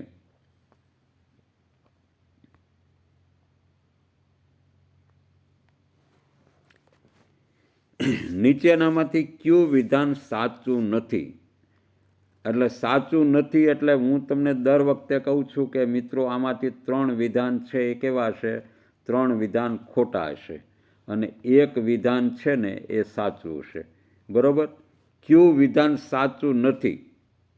નીચેનામાંથી કયું વિધાન સાચું નથી એટલે એક જ વિધાન મિત્રો આમાંથી સાચું હશે અને એ સાચું વિધાન આપણે પકડવાનું છે. 1 રૂપિયો એટલે 100 પૈસા. તો આ 3 વિધાન સાચા છે, એમાંથી એક સાચું છે. 250 લીટર મિલીલીટર એટલે પા મિલીલીટર, આ પણ સાચું છે. 60 સેકન્ડ એટલે 1 કલાક, આ પણ સાચું છે. 500 ગ્રામના બમણા એટલે 500 ગ્રામના બમણા એટલે 1 કિલોગ્રામ, તો આ પણ સાચું છે. મિત્રો એ કે ખોટું નથી, તો આપણે સમજવા ફેર થયું છે. અહીંયા છે 1 રૂપિયો બરાબર 100 પૈસા, આ તો સાચું છે. 250 મિલી એટલે પા લીટર. હવે જો આને તમે 5 લ્યો તો આવું તો તમે છે એ કહી ન શકો. સોરી, સી જ ખોટું છે. આ પણ સાચું છે, આ પણ સાચું છે. 60 સેકન્ડ બરાબર 1 કલાક ન થાય. હું નવોદયનું ગણિત બનાવતો ને ત્યારે બાળકોના રમૂજમાં કહેતો કે શિક્ષકની ભૂલ થાય. કેમ થાય? તો કે આલ્બર્ટ આઇન્સ્ટાઈન હતા ને, એણે તે 2 બારી મૂકી હતી. એના શિષ્યએ પૂછ્યું કે સાહેબ આ 2 બારી કેમ? કારણ કે એણે બિલાડી પાળી હતી. એ કે બિલાડી છે ને એ હમણાં ટૂંક સમયમાં વિયાવાની છે, અને બિલાડી વિયાય એટલે બિલાડીને નીકળવા માટે છે એ આ મોટી બારીનો ઉપયોગ કરવાનો છે, અને આ નાની બારી છે ને એ બિલાડીના બચવળિયા માટે કરવાનો છે. એટલે 60 સેકન્ડ બરાબર 1 કલાક. વિદ્યાર્થી પણ સાંભળતા હશે, કારણ કે આ વિડીયોમાં કોઈ પ્રકારની કાપકૂપ કરવાની નથી. તો કહેતા હશે કે 60 સેકન્ડ બરાબર સાહેબ કલાકમાં હા પાડી દે છે, અને પછી પાછા એના જવાબનું ભાન થાય છે. એટલે મિત્રો આવું થાય, પણ ક્યારેક આલ્બર્ટ આઇન્સ્ટાઈન પણ જો આવી 2 બારી બનાવતા હોય તો આવી ભૂલ થવાનો સંભવ છે.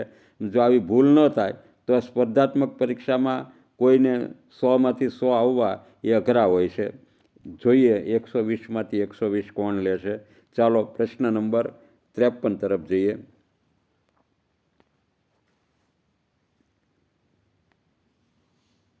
ચારવી પોતાનો જન્મદિવસ પોતાના ધોરણના વિદ્યાર્થીઓ સાથે ઉજવવાનું વિચારે છે, તો ચોકલેટના 8 બોક્સ લાવે છે. દરેક બોક્સમાં 10 ચોકલેટ છે. ધોરણમાં 61 વિદ્યાર્થીઓ છે. દરેક વિદ્યાર્થીને 1 ચોકલેટ આપ્યા પછી તેની પાસે કેટલી ચોકલેટ વધે? જો અહીં ચોકલેટ ચારે જે જવાબ છે એમાં કેટલી ચોકલેટ વધે એવું કીધું નથી, માત્ર ને માત્ર આનું સમીકરણ બનાવવાનું છે. તો તમે સમીકરણ બનાવો તો 8 બોક્સ લાવે છે અને એમાં 10 ચોકલેટ છે, તો 8 × 10, આ જ પહેલું સાચું બને. 8 × 10 છે એ પહેલાં ચોકલેટ પહેલાં લાવે છે અને પછી વિદ્યાર્થીને વેચે છે. એટલે 10 × 8 પહેલાં જે લખ્યું હોય તે સાચું બને. એમાંથી 61 આપે, બરાબર. અને વળી એને પાછો કાઉન્સ પણ માર્યો છે. કાઉન્સ મારવાની જરૂર નથી, ગુણાકાર જ ભાગુ સબાના નિયમ પ્રમાણે પહેલાં થાય, છતાં એણે કાઉન્સ માર્યો છે કે પહેલાં 10 ચોકલેટવાળા 8 બોક્સ લાવે છે અને પછી એમાંથી ઓછા 61 બાળકોને છે 61 ચોકલેટ આપે છે. તો આ બી છે એ સાચું બનશે. હવે આપણે પ્રશ્ન નંબર 54 તરફ જઈએ. 56 અને 63ના સૌથી મોટા અને સૌથી નાના સામાન્ય અવયવોનો તફાવત કેટલો? 56 અને 63 મિત્રો બેયના એક જ અવયવો સરખા થાય, 7, અને બીજો એક અવયવ થાય તો 7 અને 1નો ડિફરન્સ 6 થાય. એટલે આમાં ટાઈમ નહીં બગાડીએ, અવયવોની જોડ પાડી દેજો. 7 જ મોટો સામાન્ય આવશે, નાનામાં નાનો 1 આવશે. 55મો દાખલો. નીચેનામાંથી કોની કિંમત 9.5 બરાબર છે? હવે મને આની ઉપર વિશ્વાસ લાગે છે એટલે હું સીધો ગણું છું, કારણ કે 9.5 હોય ને 1.9 × 5 હોય તો એ 9.5 બરાબર થાય મારા ગણિતના અનુભવ પ્રમાણે. કારણ કે ગણિત અને એમાં અંકગણિત એટલે એક મારા માટે ડાબા હાથનો ખેલ છે, એટલે હું બધા વિકલ્પો ગણતો નથી. તમને સરળ સમજૂતી મળી રહે એના માટે ગણું છું કે 1.9 એટલે 19/10 એને ગુણ્યા 5. તો મિત્રો 19 × 5 છે એ 95 અને /10 એટલે 9.5 આ થાય. 9.5 બરાબર. એટલે વિકલ્પ ડી પસંદ કરી અને આગળ ચાલીએ. પ્રશ્ન નંબર 56. એક તાલુકાના 45,000 લોકોની આરોગ્ય તપાસણીમાં 9માંથી 6 લોકો કોઈને કોઈ બીમારી ધરાવે છે. કેટલા? 9માંથી 6 લોકો બીમારી ધરાવે છે. કેટલા તંદુરસ્ત હોય? તો 3 લોકો તંદુરસ્ત હોય. તો આપણે સીધું ત્રિરાશી જ મૂકી દઈશું કે 9માંથી 3 તંદુરસ્ત, તો 45,000માંથી કેટલા? તો આનું છે એ મિત્રો પ્રથમ ત્રિરાશિ છે 9માંથી 3, તો 9 છેદમાં આવે 3 ગુણ્યા 45,000 એ અંશમાં આવે. 9 પંચું 45, 9 પંચું 45 એટલે 5,000 છે. 9 પંચું 45 એટલે 5,000 એને ગુણ્યા 9 એટલે 45,000 થાય. તો 5 તેરી 15,000. આ 15,000 45,000માંથી 15,000 માણસો છે એ તંદુરસ્ત હશે, અને એ જવાબ છે પ્રશ્ન નંબર 57.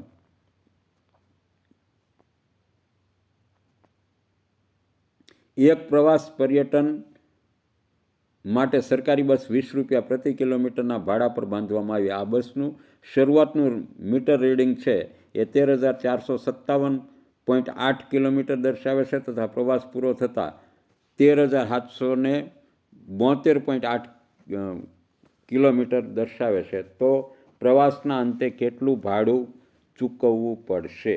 ચાલો મિત્રો, આપણે જ્યાં રીડિંગ પૂરું થયું એમાંથી ચાલુ થયું તે બાદ કરી નાખશું.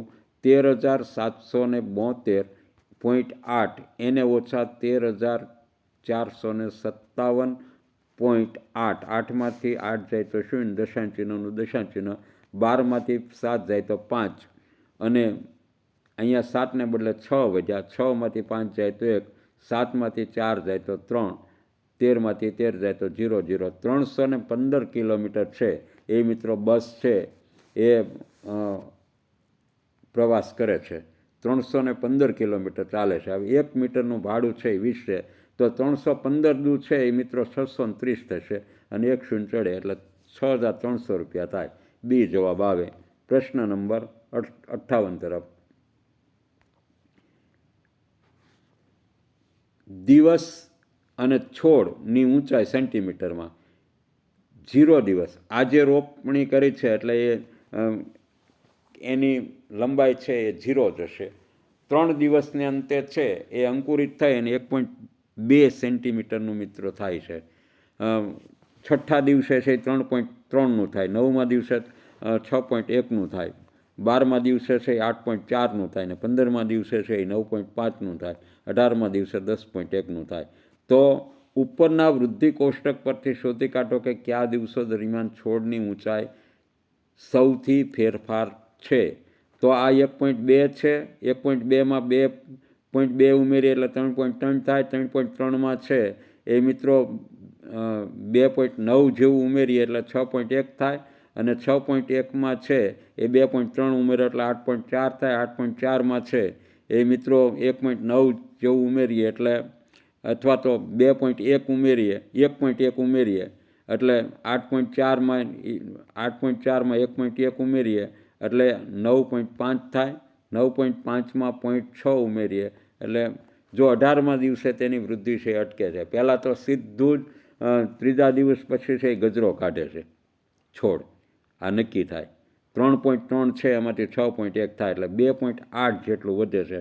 6 થી 9 દિવસો દરમિયાન વધારેમાં વધારે છે એનો વિકાસ થાય છે, અને છતાં જો વિશ્વાસ ન આવે એણે બાદબાકી કરી જોવી. બાકી સી જવાબ આવે છે.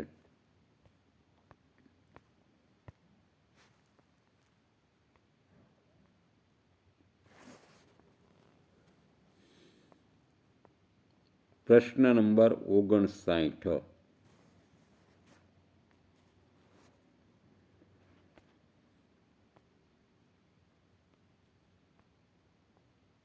થોડા અક્ષર મોટા રે.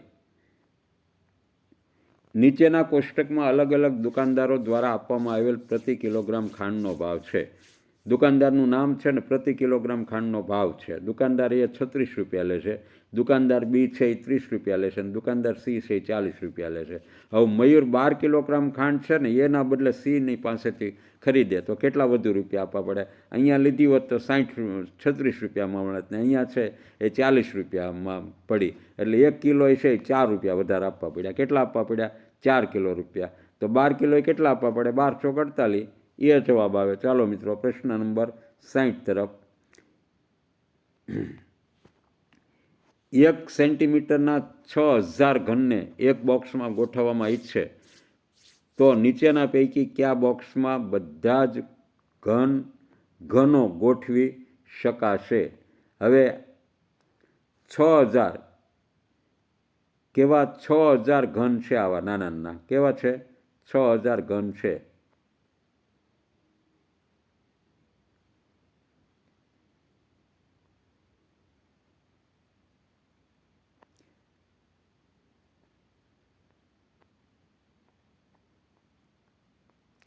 આવા 6000 ઘનો છે કે જેની લંબાઈ, પહોળાઈ અને ઊંચાઈ 1 સેન્ટીમીટર છે. એટલે એની લંબાઈ ગુણ્યા પહોળાઈ ગુણ્યા એલનો ઘન 1 ગુણ્યા 1 ગુણ્યા 1 એટલે 1 ઘન સેન્ટીમીટર થાય. 1 સેન્ટીમીટરના 6000 ઘન છે. એટલે આનું 6000 ઘનનું ઘનફળ છે એ મિત્રો 6000 ઘન સેન્ટીમીટર થાય. એ આપણે સમજવાનું રહેશે. કારણ કે આ એક ઘનનું 1 સેન્ટીમીટરના 6000 ઘનને, બરાબર, 1 સેન્ટીમીટરનો ઘન છે એટલે આ એક ઘનનો ઘનફળ છે એ 1 ઘન સેન્ટીમીટર થાય છે. અને આવા 6000 ઘન છે એની આગળ છે. કેટલા છે? 6000 ઘન છે. ચાલો મિત્રો, હવે આ બધા જ ઘનોને છે એ બોક્સમાં ફેરવવાના છે. તો આ ત્રણેયનું આપણે છે એ ઘનફળ કાઢતા જઈશું. 7 ચોક 28, 28 ગુણ્યા 10 એટલે 280. આમાં નો સમાય. ચાલો નેક્સ્ટ આગળનું ચાલીએ. 5 છક 30, 30, 15 તેરી 45, 15 તેરી 45 એટલે અને 1 શૂન્ય ચડી એટલે 450. તો આમાં પણ નો સમાય.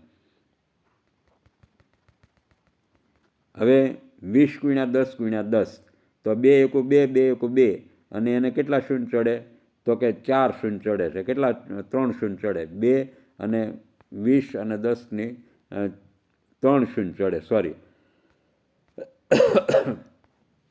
2000 ઘન સેન્ટીમીટરમાં પણ 6000 ઘન સમાઈ શકે નહીં. હવે છેલ્લે વધે છે 30, 20 અને 11. 11 દુ 22 ને 22 તેરી કેટલા થાય? 66. 22 તેરી થાય છે 66 અને 2 શૂન્ય ચડે એટલે આ મોટું, એનાથી મોટું બોક્સ બને છે. 600 ઘન સેન્ટીમીટરની જગ્યા વધશે મિત્રો આમાં ગોઠવ્યા પછી. એટલે ડી જવાબ આવશે. આમાં બધા જ ઘનો છે ગોઠવી શકાશે. ચાલો અહીંયા મિત્રો તાર્કિક શક્તિ અને તર્ક શક્તિ, તર્ક ક્ષમતાવાળા દાખલાઓ અને ગણિતના દાખલાઓ છે એ પૂર્ણ થાય છે. હવે આપણે જઈએ છીએ પ્રશ્ન નંબર 61 ઉપર. અજયને પીવાના પાણી માટે મિનરલ વોટરની બોટલ ખરીદવી પડે છે. કારણ હું સ્વચ્છ પાણી આપવામાં આવે છે. સ્વચ્છ પાણી બીજે મળતું હોય મિનરલ વોટર ન ખરીદવું પડે. પાણી છે ક્ષારવાળું છે બધે. ક્યાં છે? ટેન્કરથી પાણી મેળવવા માટે લોકો ઝઘડાનો સામનો કરવો પડતો નથી. પાણી આખો દિવસ મળી રહે છે. એટલે પાણી ક્ષારવાળું હોય છે એટલે જ એને મિનરલ વોટરનું પાણી છે એ બોટલ ખરીદવી પડે છે. આ એક જ કારણ છે એ યોગ્ય રહે છે. બાકીનું કોઈ કારણ છે એ યોગ્ય હોતું નથી. ચાલો મિત્રો, હવે આપણે આગળનું પ્રશ્ન નંબર 62 તરફ જઈએ કે તમે તમારા દાદા સાથે એક સ્થળની મુલાકાતે જાઓ છો. ત્યાં તમે જૂના આભૂષણો, વાસણો, ઝવેરાતો, કપડાં વગેરેનો સંગ્રહ થયેલો જુઓ છો તો તમે ક્યાં હશો? ઘરમાં નહીં હોવ, સિનેમાઘરમાં નહીં હોવ, સંગ્રહાલયમાં હશો. પ્રાણી સંગ્રહાલય, ઝૂ અને મ્યુઝિયમ જુદું છે એવું મેં તમને એક વિડીયોમાં વાત કરેલી. એટલે આને મ્યુઝિયમ કહેવાય, સંગ્રહાલય કહેવાય. ચાલો મિત્રો, પ્રશ્ન નંબર 63. નીચેનામાંથી એસિડિટી થવાના કારણો ક્યાં હોઈ શકે? એક જ કારણ છે, ખોરાકનું પાચન ન થાય એટલે એસિડિટી થાય. ચાલો મિત્રો, ખાટા ફળો ખાવાથી એસિડિટી થતી નથી. આ એની જેવી જ વાત છે કે તમને ગળ્યું ખાવાથી ડાયાબિટીસ થાય, એના જેવી વાત છે. ગળ્યું ખાવાથી ડાયાબિટીસ ન થાય મિત્રો. ડાયાબિટીસ માત્ર ને માત્ર શરીરમાં ઇન્સ્યુલિન ઓછું બને તો જ ડાયાબિટીસ થાય. ચાલો પ્રશ્ન નંબર 64. નીચેનામાંથી કયું જૂથ સાંઘિક રમતોનું છે? સાંઘિક રમતો એટલે એક વ્યક્તિ રમી શકે ને, દાખલા તરીકે ચેસ છે એક રમત એક વ્યક્તિ રમી શકે. સમૂહમાં જે રમાતી હોય એને સાંઘિક રમત કહેવાય. તો અહીંયા આમાં છે એ અહીંયા ચેસ છે, અહીંયા ચેસ છે ને અહીંયા ચેસ છે. આ વ્યક્તિગત રકમ છે, રમત છે. સીમાં ચેસ નથી. હોકી, વોલીબોલ ને ક્રિકેટ બધી સાંઘિક રમતો છે, એટલે સી જવાબ આવશે. ચાલો, પ્રશ્ન નંબર 65. બોટ હાઉસની છત પર લાકડાની કોતરણી કયા નામે ઓળખાય છે? મિત્રો, તેને ખતમબંધ કહેવાય છે. શું કહેવાય છે? ખતમબંધ. આ સરસ મજાની છે એ કોતરણી હોય છે. તમે ગૌરવ જાનીવાળો જે પાઠ છે એમાં જોજો પર્યાવરણમાં. આમ તમારા મગજને શાતા આપે ને એવી કંઈક કુતૂહલવાળી છે એ કોતરણી બોટ હાઉસની છત ઉપર હોય છે. ચાલો, પ્રશ્ન નંબર આપણે 66 તરફ જઈશું.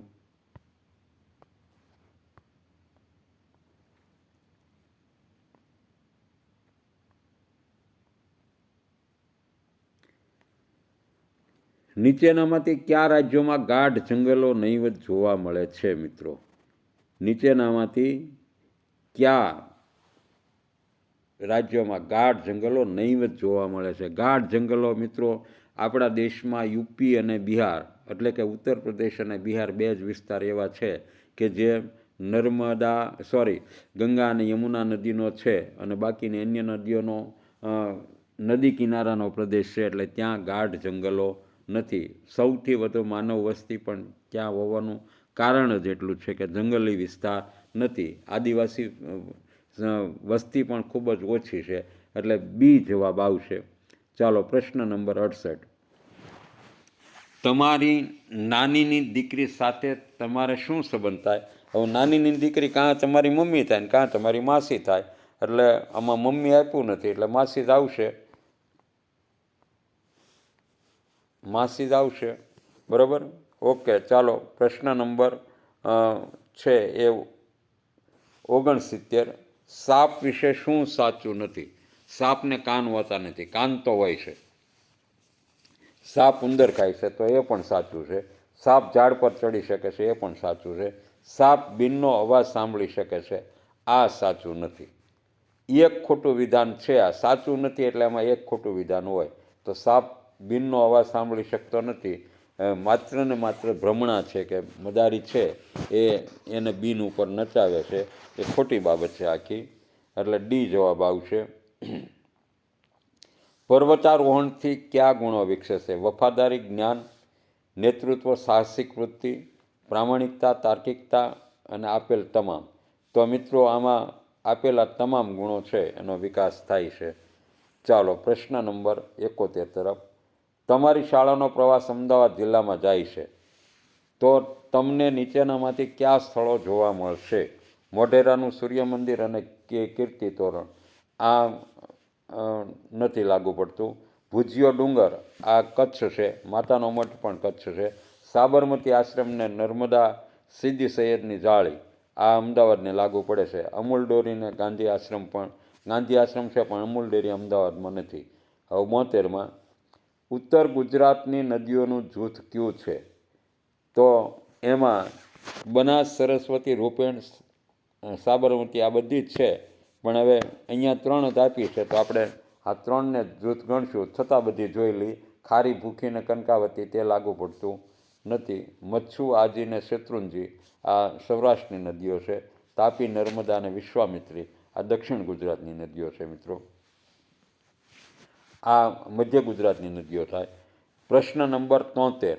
આપેલ વિધાનો માટે નીચેનામાંથી કયો વિકલ્પ સાચો છે?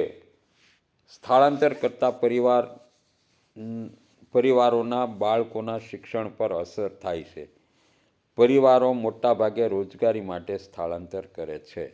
હવે જે વાલીઓ ચોમાસાને બાદ કરતાં શિયાળા ઉનાળામાં પોતાના ગુજરાન માટે, રોજગારી માટે છે એ સ્થળાંતર કરે છે, તો એ વિધાન છે એ મિત્રો સાચું છે. સ્થળાંતર કરતાં પરિવારના બાળકોના શિક્ષણ પર અસર થાય છે જો આપણે અગાઉ એમ કીધેલું કે અસર નથી થતી, શાળા હોય છે પણ થોડી ઘણી અસર તો થાય છે, એટલે આ વિધાન પણ સાચું જ ગણાય. અસર ન થાય એવું તો ન જ બને. હા, આંશિક અસર થાય, થોડી અસર થાય, પણ આ વિધાન ખોટું તો નથી, એટલે બંને વિધાન સાચા છે એવો અર્થ થાય છે. પ્રશ્ન નંબર 74. નીચેનામાંથી સમાન પ્રકારની ઇન્દ્રિયની તીવ્રતા ધરાવતું જૂથ કયું છે? તો એના માટે છે એ મિત્રો સી જવાબ મને યોગ્ય લાગે છે, કારણ કે આ પર્યાવરણ મેં ભણાવેલું છે એટલે ખ્યાલ છે. કીડી, કૂતરો અને સાપ, કીડી, વાઘ અને કૂતરો, સાપ નો આવે. આ બી વિધાન છે એ સાચું છે. વાઘ, કીડી અને કૂતરો આ ત્રણેયની ઘ્રાણેન્દ્રિય છે એટલી બધી મજબૂત છે કે સમાન પ્રકારની ઇન્દ્રિયની તીવ્રતા ધરાવતું જૂથ છે. ચાલો, પ્રશ્ન નંબર નેક્સ્ટ 75મો. કોઈ વ્યક્તિના શરીરમાં લોહ તત્વની ઉણપ જોવા મળે છે તો તેને કયો રોગ થવાની શક્યતા રહેલી છે? પાંડુરોગ, મેલેરિયા, પોલિયો કે ટાઇફોઇડ? હવે જો લોહ તત્વની ઉણપ એટલે હિમોગ્લોબિનની ઉણપ ગણાય તો એને એ પાંડુરોગ થવાની શક્યતા રહે. લાંબો સમય સુધી લોહ તત્વની ઉણપ રહે પછી તમને પાંડુરોગ થાય, શરીર પીળું પડી જાય. ચાલો, પ્રશ્ન નંબર આગળ. નીચેનામાંથી ફૂંકના ઉપયોગથી વગાડી શકાય તેવા સાધનોનું જૂથ કયું છે? તો આમાં બી નજર સામે દેખાય છે, શરણાઈ, બીન અને વાંસળી. પ્રશ્ન નંબર આપણે છે એ 77 તરફ જઈએ.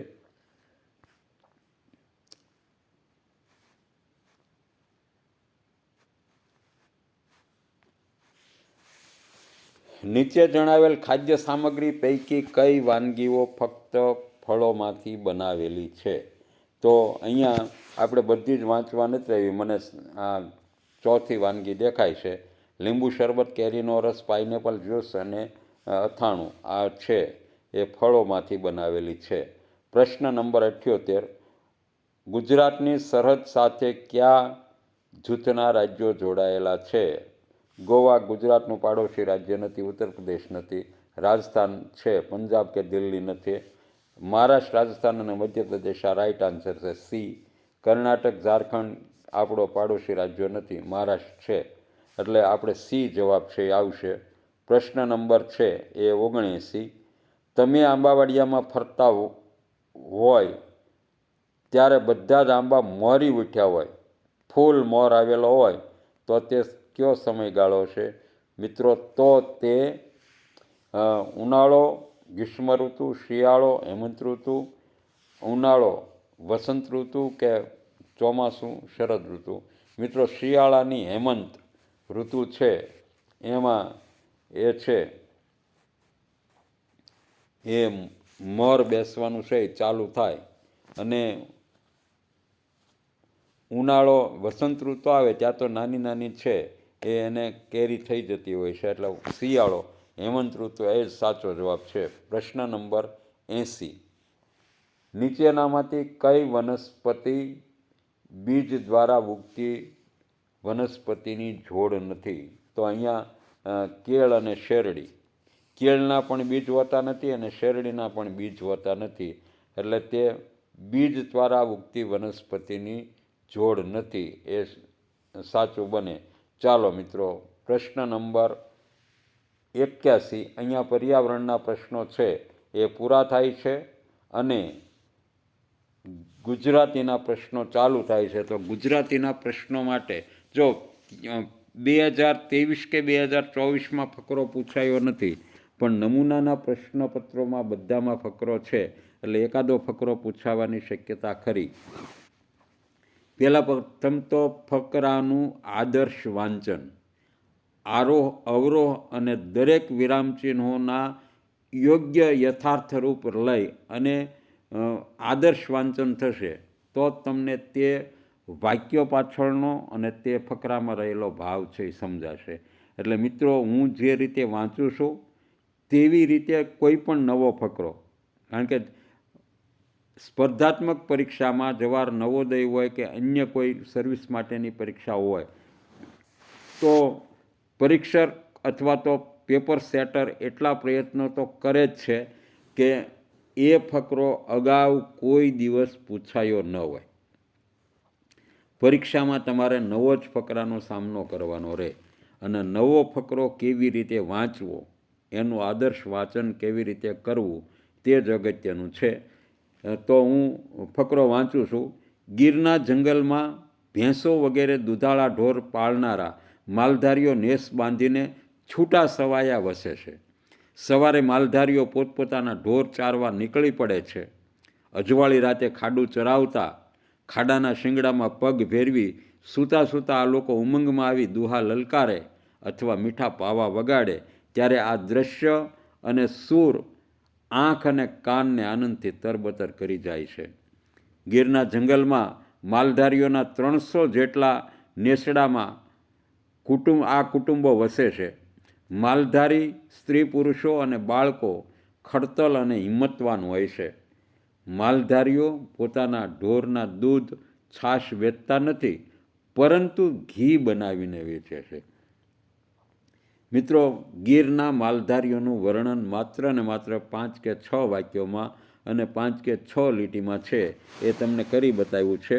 હવે અહીંયા તમારે છે એ આના ઉપરથી જ પ્રશ્નોના જવાબ દેવાના છે. આની અંદર જ મોટા ભાગે એકાદા પ્રશ્ન એવો હોય કે જવાબ ન હોય અંદર, કે અથવા તો તમને એના ભાવાર્થ પૂછ્યો હોય, નોલેજેબલ ન હોય, માહિતી પ્રદાન ન હોય. એટલે પ્રશ્નો આપણે જોઈશું. ખાલી જગ્યા પૂરો. ઘેટા બકરાનું ટોળું હોય. શું હોય? ઘેટા બકરાનું ટોળું. ભેંસોનું શું હોય? તો એ અંદર જ જવાબ આપ્યો છે. ગાયોનું ધણ હોય અને મધમાખીનું ઝુંડ હોય. તો ભેંસોનું શું છે? અહીંયા એવું નથી લખ્યું કે બધી ભેંસો લઈને જતા, બરાબર? ઢોર ચારવા નીકળી પડે, અજવાળી રાતે ખાડું ચરાવતા.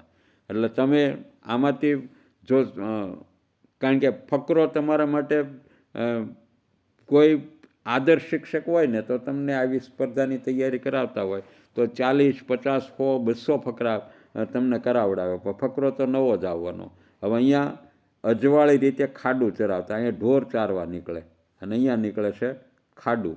તો આ ખાડું કોને કહેવાય? તો કે ભેંસોનું જે ટોળું હોય ને એને જ ખાડું કહેવાય. આ તમારી સમજણ શક્તિમાં આવી જવું જોઈએ. ચાલો મિત્રો, ભેંસોનું ખાડું એ જવાબ. હવે પ્રશ્ન નંબર 82 તરફ જઈએ. ફકરામાં અવાજ માટે કયો શબ્દ વપરાય છે? તો સૂર વપરાય છે. ક્યાં વપરાયો છે એ પણ તમને કહી દઉં કે અહીંયા છે દુહા લલકારે અને મીઠા પાવા વગાડે. એ દ્રશ્ય અને સૂર આંખ અને કાનને આનંદથી તરબતર કરી નાખે છે. ચાલો મિત્રો, પ્રશ્ન નંબર 83. માલધારીઓના બાળકો માટે કયો શબ્દ વપરાયો છે? તો માલધારીઓના બાળકો છે એ ખડતલ અને હિંમતવાન હોય છે. આવો શબ્દ પ્રયોગ વપરાયો છે. પ્રશ્ન નંબર 84. વન શબ્દનો સમાનાર્થી શબ્દ શું થાય? વાડો, ખેતર, જંગલ કે નેસ? તો મિત્રો જંગલ થાય. અલગ પડતો શબ્દ કયો છે? આંખ, કાન, માથું અને જઠર. આંખ, કાન અને માથું તે માથાના પહેલા છે ભાગો છે, અને જઠર છે એક તો આ બધા આંખ, કાન અને માથું છે બહારથી દેખાય, જઠર છે શરીરની અંદર આવેલો અવયવ છે, એટલે ડી જ આવશે. પ્રશ્ન નંબર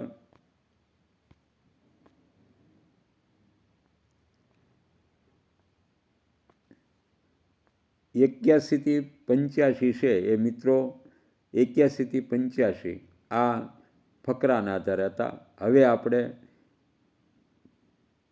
86 થી 88, 86, 87 ને 88 3 પ્રશ્નો છે, એના જવાબો આ એક કાવ્ય પંક્તિના આધારે દેવાના છે. સાંજ પડીને સૂરજ થાકી બેઠો આથમણે આરે, વાદળમાંથી સરતો સરતો દરિયામાં ડૂબકી મારે. પચરંગી વાદળીઓના મોં નીલ ગગનમાં મલકે, એને નિરખે હૈયે હસતો સોનેરી સાગર છલકે. પાંખડીઓ વૃક્ષો ઉપર કલરવ શોર મચાવે છે, કાળો સાળું ઓઢી રજની ઉગમણેથી આવે છે. કાળો સાળું ઓઢી રજની ઉગમણેથી આવે છે. આ કાવ્ય પંક્તિને આધારે છે એ મિત્રો આપણે 3 વાક્યોના જવાબ આપવાના છે. દરિયામાં કોણ ડૂબકી મારે છે?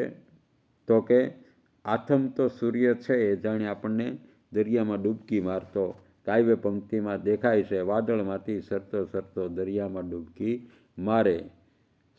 સાંજ પડીને સૂરજ થાકી બેઠો આથમણે આરે. થાકી જાય આખો દી ફરી અને સાંજે છે એ દરિયામાં ડૂબકી મારતો એવો આપણને દેખાય છે. મિત્રો 87મો પ્રશ્ન, કાવ્યમાં આકાશ માટે કયો શબ્દ વપરાયો છે? તો આકાશમાં છે એ નીલ, પંચરંગી અને ગગન બધા શબ્દો છે, પણ આકાશનો અર્થ તો ગગન જ થાય. પ્રશ્ન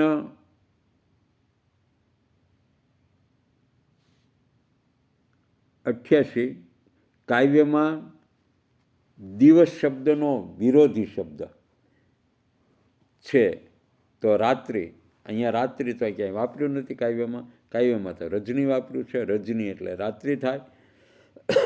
તો મિત્રો આ 3 પ્રશ્નો તમારા કાવ્યના આધારે લીધા. હવે આપણે 89મો પ્રશ્ન છે એ અલગ જ ચાલુ થાય છે. નીચેના પૈકી કયું વાક્ય સાચું છે? ગાઢ અંધારું કોઠારમાં ઘરના ડોલીના હતું. કાંઈ એક કે શબ્દમાં મેળ હોતો નથી, એટલે આપણે આને રિજેક્ટ કરશું કે આવું વાક્ય હોઈ શકે નહીં. ડોલીના ઘરના કોઠારમાં ગાઢ અંધારું હતું, આ વાક્યની શક્યતા રહે છે. છતાં આગળના વાક્યો જોઈએ. કોઠારમાં ડોલીના હતું ગાઢ અંધારું, આવું ન આવે. ઘરના કોઠારમાં ગાઢ અંધારું હતું ડોલીના, આવું પણ ન આવે. એટલે બી વિધાન જ સાચું રહેશે કે ડોલીના ઘરના કોઠારમાં ગાઢ અંધારું હતું. ચાલો મિત્રો પ્રશ્ન નંબર 90 તરફ. વાક્ય પૂરું કરવા માટે કયો વિકલ્પ સાચો છે? મેં હમણાં જ ખાઈશ, ખાધું, ખાવું કે ખાવું છે? તો ખાધું, આ જ સાચું બને. ચાલો મિત્રો પ્રશ્ન નંબર 90 તરફ જઈએ.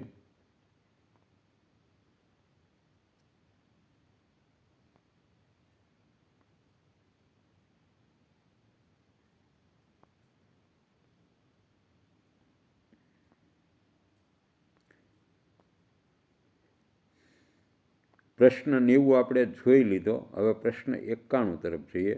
હું ને ચંદુ કાતરિયામાં બેઠા, જે કવિતા છે ને, તો હું ને ચંદુ કાવ્યમાં કાતરિયામાં છુપાઈને એક બિલાડી બેઠી હતી. આ વાક્ય જેવો અર્થ ધરાવતી પંક્તિ નીચેનામાંથી શોધો. આવી કાવ્ય પંક્તિ છે એ તમારે શોધવાની છે મિત્રો. તો હું ને ચંદુ છાનામાના કાતરિયામાં બેઠા, આમાં ક્યાંય બિલાડીની વાત આવતી નથી. કાતરિયામાં છુપાઈને બેઠી તી બિલ્લી એક, આ જ એનો અર્થ છે. ઉંદરડી ભાળીને એણે તરત લગાડી ઠેક, આ નહીં આવે. આપણને દાદાજીના ચશ્મામાંથી કાચ કાઢી લીધો, બી જવાબ આવશે. પ્રશ્ન નંબર 92, નીચેના વાક્યમાંથી સાચું વાક્ય પસંદ કરો. મારે નામ સુધા છે. મારે નામ ન હોય, મારું નામ સુધા છે. મારું નામ સુધા છે. મારે નામ સુધા છે. મારે નામે સુધા છે. મારું નામ સુધા છું, આ પણ ખોટું. બી વિધાન જ સાચું છે. ચાલો મિત્રો 94મો પ્રશ્ન, નીચેનામાંથી બહુવચનવાળું વાક્ય શોધો.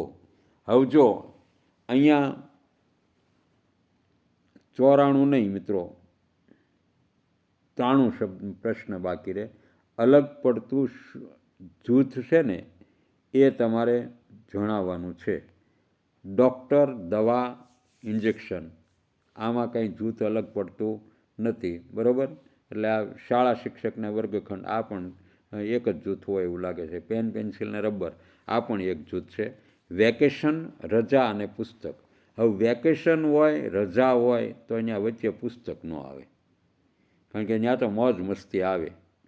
ત્યાં તો ગિલ્લીને દંડો આવે અથવા તો ક્રિકેટનો બેટ અને બોલ આવે.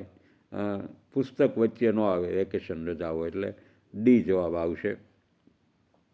પ્રશ્ન નંબર 94, નીચેનામાંથી બહુવચનવાળું વાક્ય શોધો. મેં કેરી ખાધી, મને રસ્તામાંથી રૂપિયો મળ્યો, આજે મને પ્રશ્ન બેંક મળી, મારી શાળામાં 10 વૃક્ષો છે. મિત્રો અહીંયા થોડીક શરત ચૂક હોય ને એવું લાગે છે.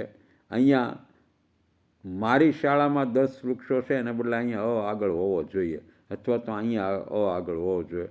આજે અમને પ્રશ્ન બેંક મળી, અથવા તો અમારી શાળામાં 10 વૃક્ષો છે.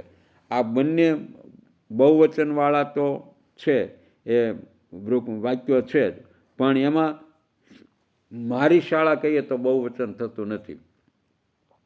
10 વૃક્ષો અમારી શાળામાં, એટલે આ થોડી ભૂલ ભરેલું છે. એટલે આનું આ વિવરણ આપણે કરતા નથી. કયો જવાબ? આગળ ચાલીએ. પ્રશ્ન નંબર 95. સાચી જોડ બતાવો. બચાવ કરવો. મમ્મીને મને નાસ્તો કરવામાં મજા આવે. બચાવ કરવો. મમ્મીને મને નાસ્તો કરવામાં મજા આવે એટલે આનો કોઈ અર્થ છે એ ચરિતાર્થ થતો હોય એવું લાગતું નથી, એટલે આપણે સાચી જોડમાં લઈશું નહીં, ખોટી જોડ. મેથી પાક ચખાડવો. મેં ઘરકામ ન કર્યું તો મમ્મીએ મને ખૂબ માર્યો. આ છે એ સાચી જોડ હોય એવું લાગે છે. વેઠ કરવી. લેશન કરવામાં મજા આવે છે. આ વેઠ કરવી એટલે પરાયણે લેશન કરતો હોય ને તો વેઠ કરવી કહેવાય, એવું વાક્ય પ્રયોગ થતો નથી. ધપતી જાય. નદી વરસાદી પાણીમાં પાછળ પડતી જાય છે. એટલે આ પણ સાચી જોડ નથી. માત્ર ને માત્ર બી સાચી જોડ છે. પ્રશ્ન 96. વિરામચિહ્નની દ્રષ્ટિએ સાચું વાક્ય કયું છે એ આપણે લખવાનું છે. કેવું સુંદર દૃશ્ય છે. આ બંને જગ્યાએ વિરામચિહ્નો આવે એટલે આ મને પહેલી જ નજરે સાચું લાગે છે. છતાં કોઈ બીજું છે એ જવાબ માટે બળવત્તર અનુમાન આપતું હોય તો આપણે જોઈએ.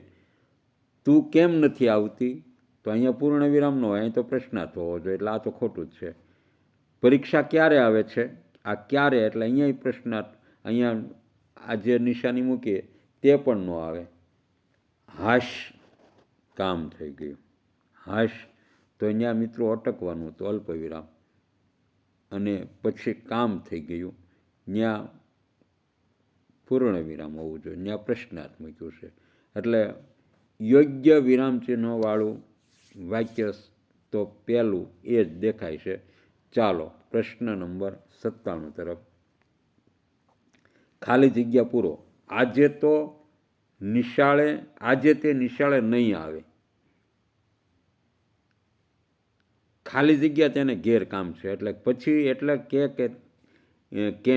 કેમ કે તેને ઘરે કામ છે, એટલે બાકીના વિધાનો આપણે વાંચતા નથી, કેમ કે જ આવે. બરાબર. પ્રશ્ન નંબર 98. કોકિલાનો કંઠ એટલે? કોકિલા નામની છોકરી. ના મિત્રો, આવો અર્થ ન થાય. કોકિલાના નામની છોકરીનું ગળું, આવો પણ અર્થ ન થાય.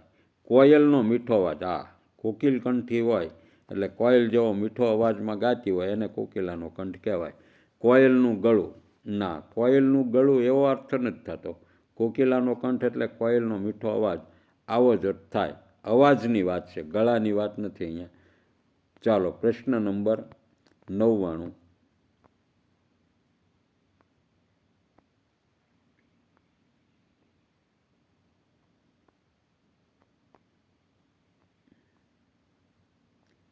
ક્રિયાપદના 2 ભાગ દર્શાવતું વાક્ય શોધો.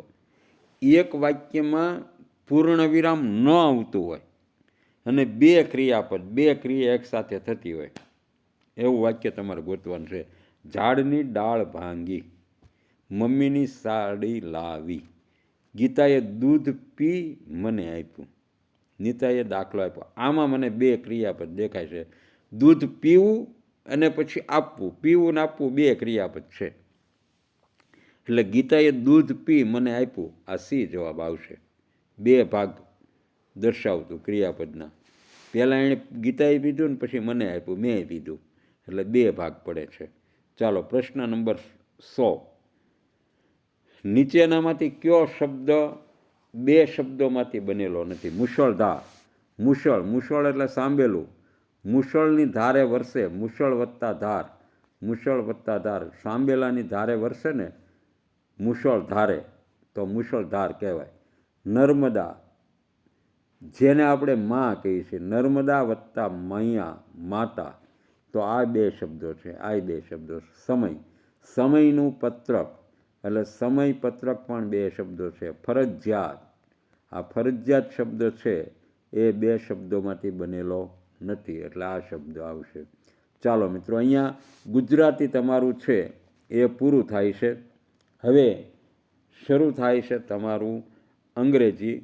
રમન, રમન છે એ સ્પેસ આપ્યો છે અને to, Raman to story book.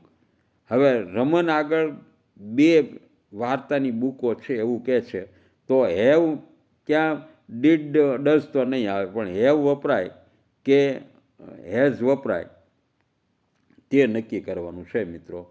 Have કે હેઝ. તો આમાં આઈ, વી, યુ અને એના માટે છે એ મિત્રો હેવ વપરાય. મારી પાસે બે બુકો છે, તારી પાસે બે બુકો છે, પણ જ્યારે ત્રીજો પુરુષ હોય ને, ત્રીજો પુરુષ પછી હી, સી કે ઈટ, આ બધા માટે, અથવા તો કોઈ વ્યક્તિ હોય, માં પહેલો પુરુષ, બીજો પુરુષ અને ત્રીજા પુરુષની વાત થતી હોય ત્યારે હેજ વપરાય છે એવું ઇંગ્લિશ કહે છે. એટલે અહીંયા છે એ મિત્રો Raman has two story books. રમણની પાસે બે વાર્તાની બુકો છે એવો અર્થ થાય છે. એટલે આનો જવાબમાં હેજ લખશું આપણે. શું લખશું? હેજ લખશું. હવે ખાલી જગ્યા અથવા તો સ્પેસ, અંગ્રેજી છે એટલે આપણે સ્પેસ બોલીને, હિન્દી હોય તો રિક્ત સ્થાન બોલીએ, પણ આપણે જવાબ તો મિત્રો ગુજરાતીમાં જ આપવાનો છે આખરે. એટલે ખાલી જગ્યા આર યુ ડુઈંગ નાવ, એટલે વોટ, તમે અત્યારે શું કરો છો એવો અર્થ થાય વોટ. અહીંયા લખશું. પ્રશ્ન નંબર 113મો, ધેર શોપ્સ આર સ્મોલ. હવે મિત્રો અંગ્રેજીમાં ખૂબ ઊંડા ઉતરતા નથી, પણ ક્રિયાપદ જ્યારે પહેલું આવે બરાબર ત્યારે આપણે છે એ પ્રશ્નાર્થ, સાદા પ્રશ્નાર્થ વાક્ય છે ને એ ક્રિયાપદ પહેલું લાવીને કરતા હોય છે. વોટ, વોઝ ને વેર વેથી ન ચાલુ થતા હોય ઉથી, તો એમાં ક્રિયાપદ પહેલું લખવાનું છે. તો શોપ્સમાં આર સ્મોલ, એટલે અહીંયા આર છે, આર ધેર શોપ સ્મોલ, શું તે દુકાનો નાની છે એવો અર્થ થાય. એટલે અહીંયા પહેલાં આર આવતું વાક્ય એ આપણે લખીશું બી. ચાલો પ્રશ્ન નંબર 104, કોઈનો આભાર માનવો હોય તો તમે શું કહેશો? Thank you, sorry, very good, you are welcome. આપણે લગભગ થેન્ક યુ બોલીએ છીએ એટલે એ જવાબ આવશે, થેન્ક યુ. યોગ્ય પદક્રમવાળો છે, વાક્યના યોગ્ય પદક્રમવાળો વિકલ્પ તમારે શોધવાનો છે. Old is C 10 years, she is 10 years old. Is C old 10 years, C old is 10 years. એટલે વર્ષ છે એ મિત્રો આ સી મને યોગ્ય લાગે છે. સી ઇઝ 10 years ઓલ્ડ, તે 10 વર્ષની છે, તેણી 10 વર્ષની છે. કારણ કે પહેલાં છે એ કરતા આવે ને પછી છે એ ક્રિયાપદ આવે. 10 years ઓલ્ડ એટલે આ વિધાન જ યોગ્ય લાગે છે. ચાલો પ્રશ્ન number 106, the house is space the tree, near, on, over કે વિથ. તો મિત્રો નિયર વધારે યોગ્ય લાગે છે, કારણ કે ઘરની ઉપર તો કાંઈ ઝાડ હોય નહીં, એટલે નિયર, ઘરની, ધ હાઉસ ઇઝ, સોરી, ઝાડની બાજુમાં ઘરની નિશાની આપી હોય તો કે એ અમારું ઘર છે એ ઝાડની બાજુમાં છે, નિયર, એટલે નિયર આવશે અહીંયા. ચાલો પ્રશ્ન નંબર 107 મિત્રો, અહીંયા ફ્લેગનો સાચો સ્પેલિંગ છે એ આપણને પૂછ્યો છે. તો આપણા રાષ્ટ્રધ્વજનો સ્પેલિંગ તો FLAG, ફ્લેગ એટલે ધ્વજ થાય છે. આ બી વિધાન વિકલ્પ છે એ સાચો રહેશે.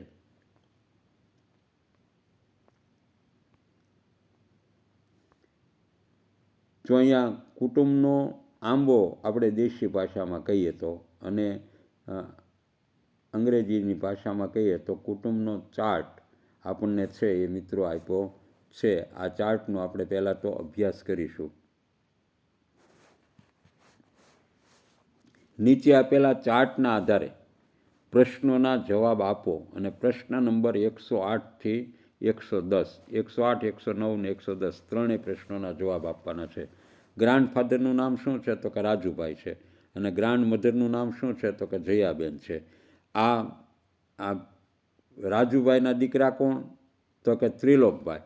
અને ત્રિલોકભાઈ છે એના પત્નીનું નામ શું? તો કે પ્રિયંકાબેન. હવે આ ત્રિલોકભાઈને પાછા 3 દીકરા, એક દેવ, પૂરવ અને અનુષ્કા. આવું આપણને ચાર્ટ આપ્યો છે. એના આધારે છે એ મિત્રો પ્રશ્નોના સવાલ જવાબ કર્યા છે. તો who is Gauravbhai grand mother?